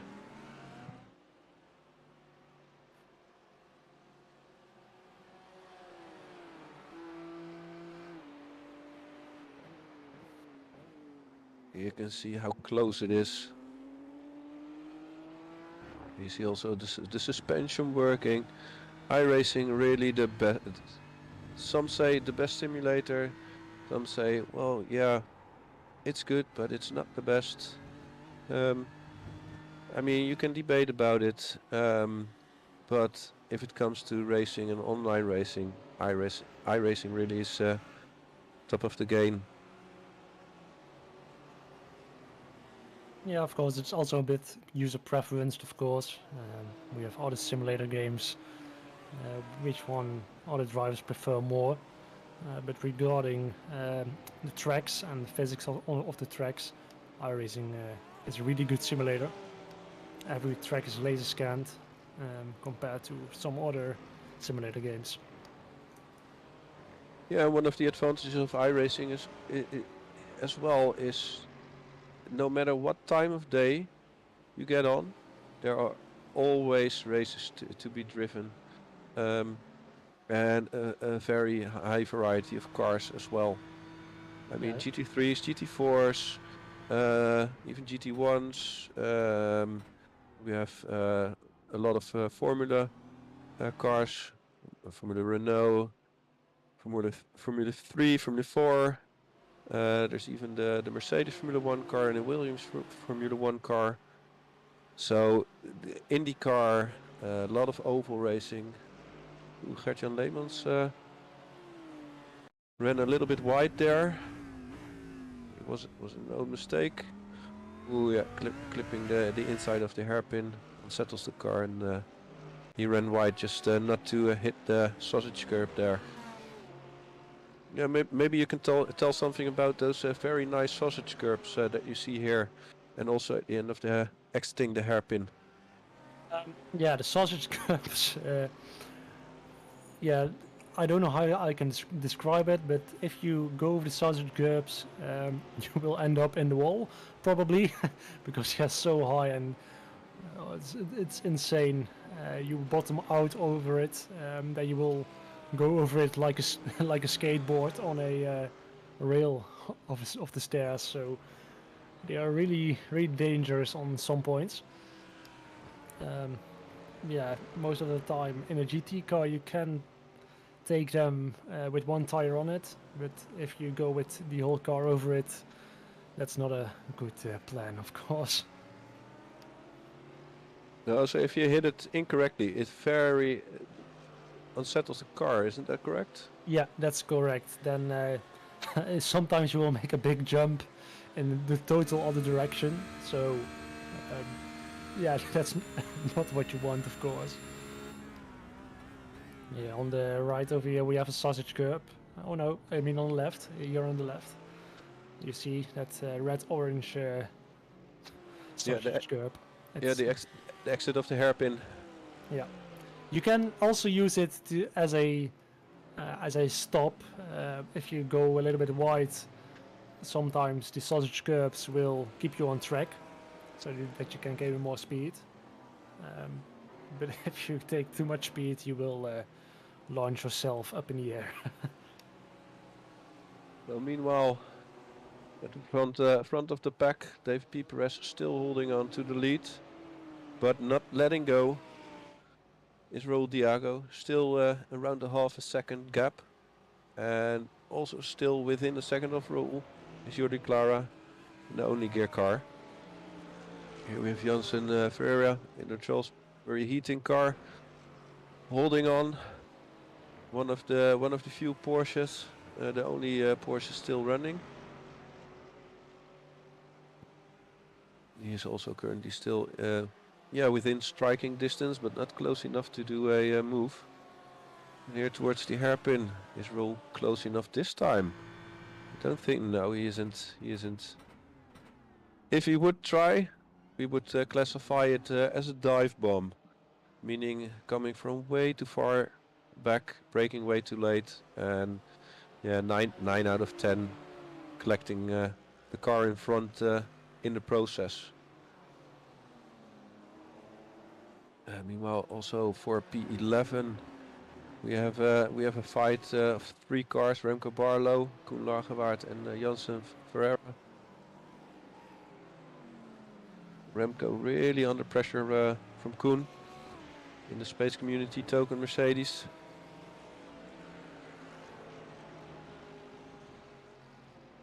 Oh, that Mercedes is looking so good, so aggressive. I really like it. It's a very, very nice update. Yeah, As Koen Lagerwaard is now going wide in a Space Token car, right behind Remco Barlow. Can he go for the move? Because he's only half a second behind him, as you said. But in the front we also have Raul Diago going for that P1, of course. Oh, who's that coming out of the pit? Someone. It's Hendrik T. Anderson is coming out. No, he is out. Carlos Villarreal. Juan Carlos Viegro. Yeah, our pronunciations isn't the best. He didn't came out of the pits. He spun. That's really first turn. If you're a little bit off the line, and especially clipping the curb on the inside, it unsettles the car. Here we'll very close, but also Jordi Clara is gaining on P1 and P2. So still everything to battle for. Only 3 minutes left with an extra lap. So really curious what will happen. Yeah, the lap counter, which you see in the top left. You don't need to pay attention to that because that's a little bit off. I think they will do a total of 13 laps. Yeah, I think 13 laps.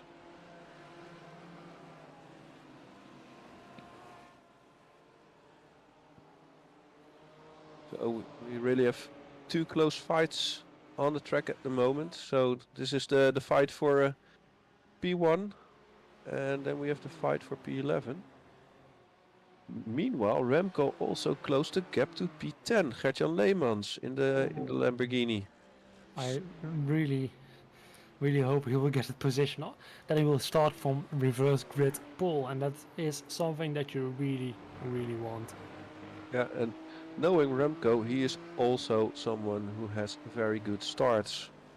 So Yeah. that it could be well in his advantage for the next race. We'll see what happens. Meanwhile, top three still very, very close. And Jordi closed in even a little bit more. Meanwhile, the Windscreen wiper. the windscreen wiper turns on. Is it going to rain? No, it doesn't. But Sometimes will it be- turns on when you hit sand or something, right? Yeah, would be very nice if there would be rain. We could spice up things. I think we're going into the last lap next Yes. So this will be round. the second to last lap, and they have 1 minute to get to the line for the final lap. Ooh, meanwhile, Gert-Jan Leemans also very close to Antonio Jesus Fayol. Within a second, so that's also slipstream, and Remco hanging on just to get into the slipstream of Gert-Jan.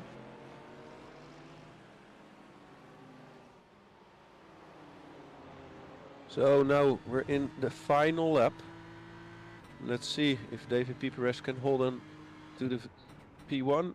Or has Raul Diago a trick on his sleeve?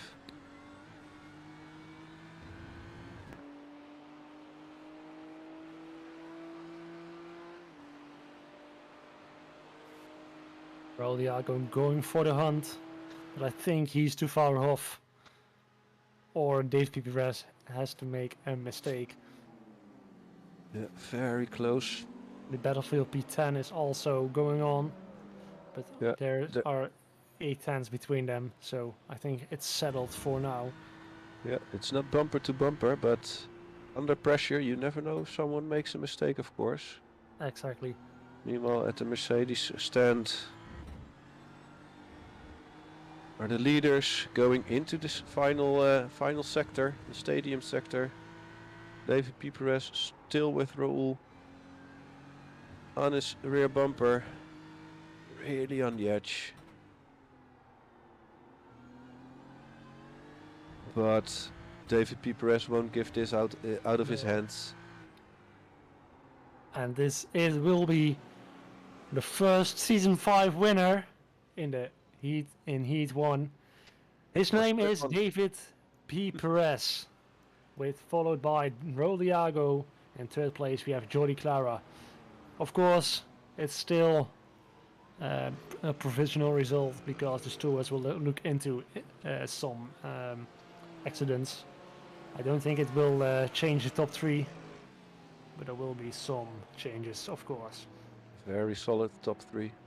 Meanwhile, Remco just missing out at 10th position, starting at P11 in the feature race. Now finishing also Gregory Perez-Sesma in P13 and Jan Silver in P14, Aaron Hobson in the Mercedes in P15 and P16 John Sylvester driving for the UB Solutions Network car. Then well, I'm going to join back the race server. Yeah, I wish you all the best of luck on the feature race, and I can only give you this: play it smart. Yeah, I tried to play it smart, but unfortunately last time I couldn't do anything about it. But yeah, that's racing, and okay, so here we have the provisional results for the sprint race. And in the end, not finishing or 3 laps behind is then Carlos Filiero.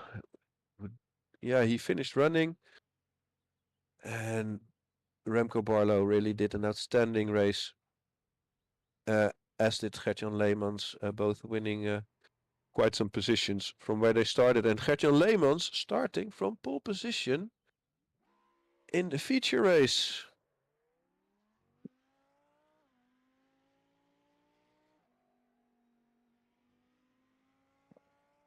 I fixed the championship results. It's working now.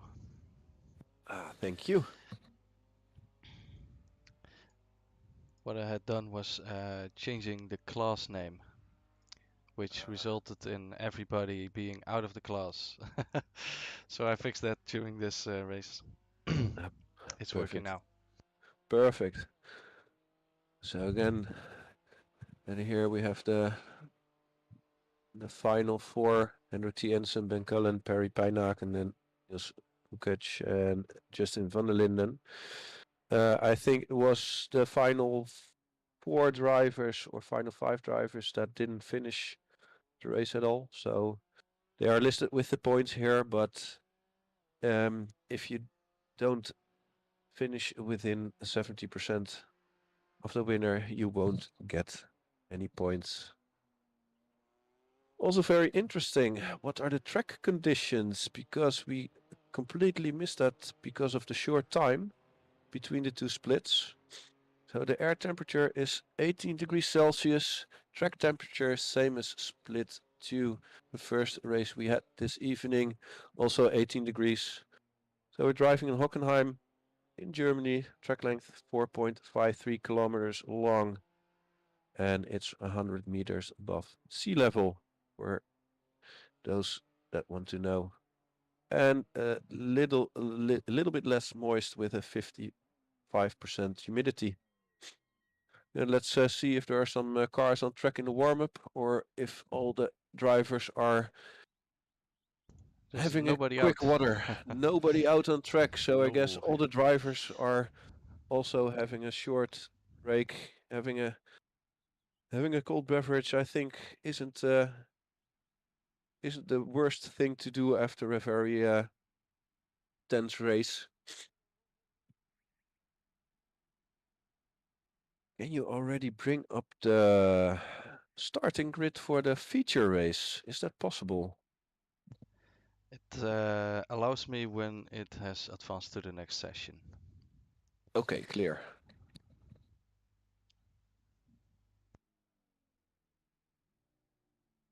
Thank you there, Michael, who is watching. I think it's Michael watching from watching the broadcast.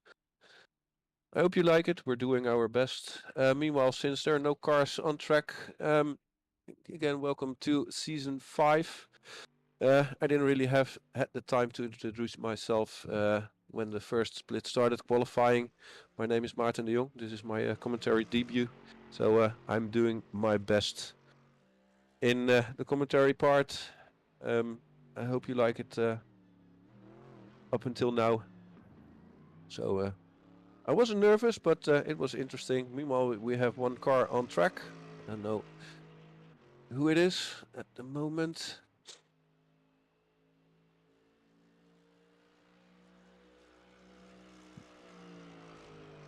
So I knew the Caribbean Pacific car. Also explained in the first race of the evening of split number 2. Currently, we don't have very fancy liveries for the Mercedes. iRacing launched this evolution of the previous one last week, so that was too short notice for our designer to make all those very good-looking liveries for the cars. So the black Mercedes currently is in-between solution.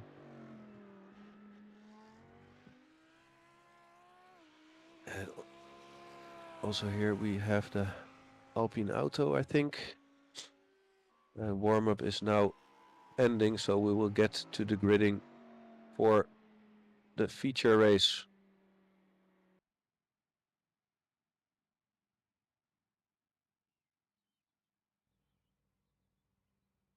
So now starting from pole position, Gert-Jan Leemans finished 10th in the first sprint race. Second, Antonio Jesus Fayon. Third, Martin Hobson, who will be very pleased with that as well. Fourth, John Lay. Fifth, Rubens Laurent. Sixth, Yannick van der Zande, the Futuro Plan. Seventh, Pedro Oliveira. Eighth, Jordi Clara driving the only gear machine. Ninth, Raul Diago. 10th, David P. Perez, winner of the feature race. And then in order of finishing of the sprint race, on P11 Remco Barlow and P12 Koen Lagewaard. Then P13 Gregorio Perez-Sesma, 14th Jansen Ferreira, 15th Aaron Hobson, 16th John Sylvester, 17th Gerard Sardini Suez, 18th Juan Carlos Viagro, 19th Hendrik T. Anderson, Ben Cullen, and here we have the start already, I hear. So who has a good start? I see there a Mercedes with a decent start. Gert-Jan Leemans has a very good start as well. And will the first turn be... Oh, I think there are some incidents again in the first turn. Yes. John Sylvester spinning out in the first turn. Meanwhile, Gert-Jan Leemans pulling a gap of over 2 seconds.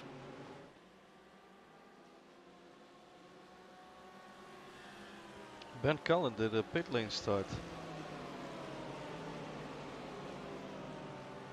Oh, he did. Yeah, I see. And already out again are Hendrik T. Anderson, I think. He didn't start at all. And Niels Pukic also out. Meanwhile, up to P10 is Remco Barlow. With a little bit of damage on his front end, I think. And this really is in favor of Gert-Jan Leemans. Yeah, here's Ben Cullen in the pits. Ah, he did a pit start, okay.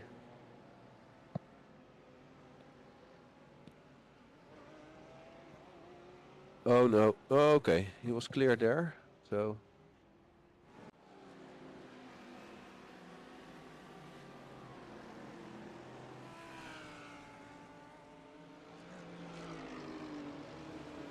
Currently P2, the best running Mercedes, John Lay. Raul Diago already up to 3rd position. What a drive from him. He must have had a stunning start. Here we have John Sylvester. He was facing the wrong way. Oh, he just lost it by himself. Just too much speed on the inside. Yeah, cold tires. And then the rear catches you. The rear wants to get more in front. So also already up into P10. Gerard Sardini Suez. Remco Barlow, I think, is doing his famous pit stop strategy. Already going into the pits and then going from there. And here we have a fight for 3rd position. Raul Diago with his start. He must have had a... yeah, like I said, Raul Diago really is very good at starts.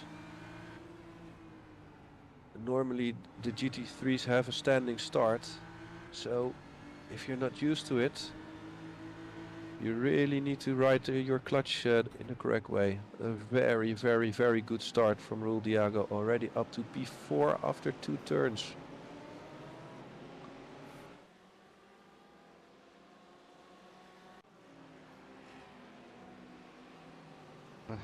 No, he's 2nd already. Yeah, he is Oh 2nd. He was up to 4th already after 2 turns, and at the end of lap 1 he was 2nd, or lap 2. So he really is hammering it. Yeah, here is his overtake for P2. And now, Yeah, this is what we call an alien. yeah, and will he catch P1 or won't he? Oh yes, he's catching. Only 1.8 seconds left of the more than 3 seconds gap that Gert-Jan Leemans had. Meanwhile, where are Jordi Clara? Jordi Clara just did a pit stop, so also an early pits. And David P. Perez is P9. So he had not such a good start. Up to P9 now. And also Yannick van der Zande going up 1 position in the Lamborghini. David P. Perez, Frank Watercar up to P9. Having just a little bit of damage on the side of the car. But as it is fairly clean racing. So far, and just when I say it, I jinxed it. And even 2 other cars as well in the same corner. What happened here? Oh, Yeah, he just cuts the corner for David. yeah, but this looked very strange. First he went off throttle and then suddenly back on the throttle again. Or maybe he had a slowdown, which is possible, of course. So in the pits now as well is David P. Perez for a pit stop.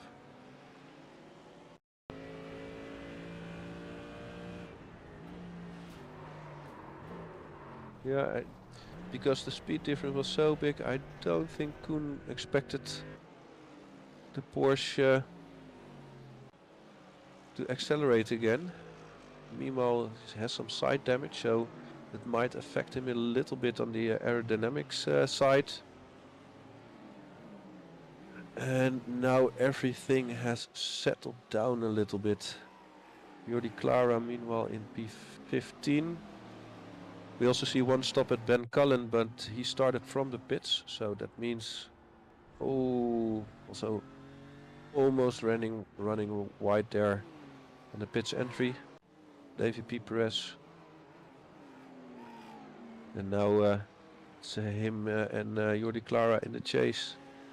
But this, of course, is very good for Raul Diago at the front, who only has to overtake Gert-Jan Leemans, and that gap is almost gone. Meanwhile, Martin Hobson also in the Beyond Rescue car is on the back of Antonio Jesus Fayol. And also Perry Pijnakken very close to Justin van der Linden, who still is driving this time, currently P18, and also did his pit stop, so that was a smart move. Only about 5 to 6 seconds behind Jordi Clara and Dave P. Perez, so this could well work in his favor.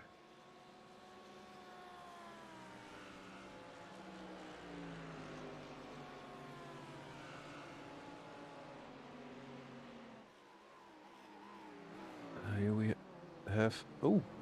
What happened to Raul? Something happened to Raul, but in the stats I cannot see what happened. He seemed to get a bit off track, but he was not totally off track. Yeah, maybe he took outbraked too wide. himself. Yeah.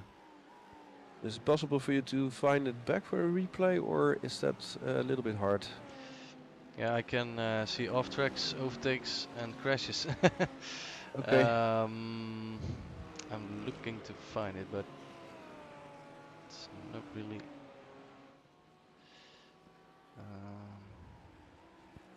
So now Raul has to start all over again. Yeah, Raul has to charge again. Yeah, but first he needs to get rid of the Mercedes behind him from Jan Ley, who is really doing a strong race himself. Meanwhile, Jordi Clara already closed the gap from 11 seconds back to roughly 10 seconds to John Sylvester. Remember, Jordi Clara already did his pit stop, so he doesn't need to stop again. Juan Carlos losing position. And entering the pits is Juan Carlos. That's why he lost the position. Martin Hobson still in the Beyond Rescue car, still very close behind Antonio Jesus Fayol. Now friend of the show. Friend of the show, Justin van der Linden in the Trusha Kotak Mortgage and Protection Advisor. Currently in P17. He started last in the race, but is also having a much better race now than he did in the first one. Meanwhile, Koen Lagewaard gaining a position on Gregorio Perez Sesma in the BMW. Koen in the Spades Community Token car.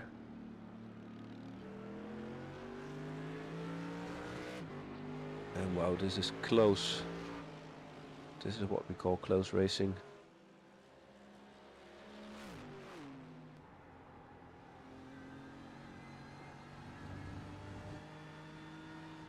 Martin Hobson also still fairly close to Antonio Jesus in the final sector. So can he set his car up for a charge on the long straight?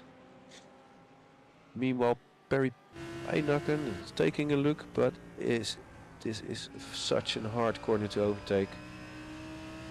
If you're behind, it's not possible to outbrake the car in front. Yeah. Meanwhile, while we were looking at the other drivers as well, Raoul closed the gap already to half a second.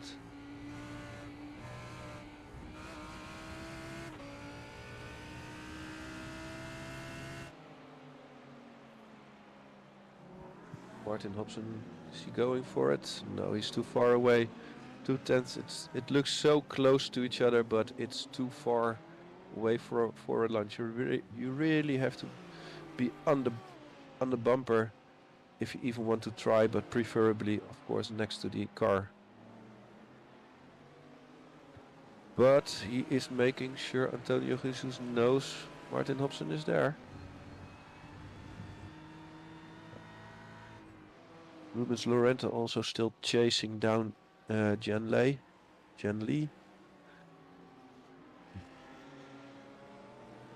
Rubens Lorente driving the personal training car.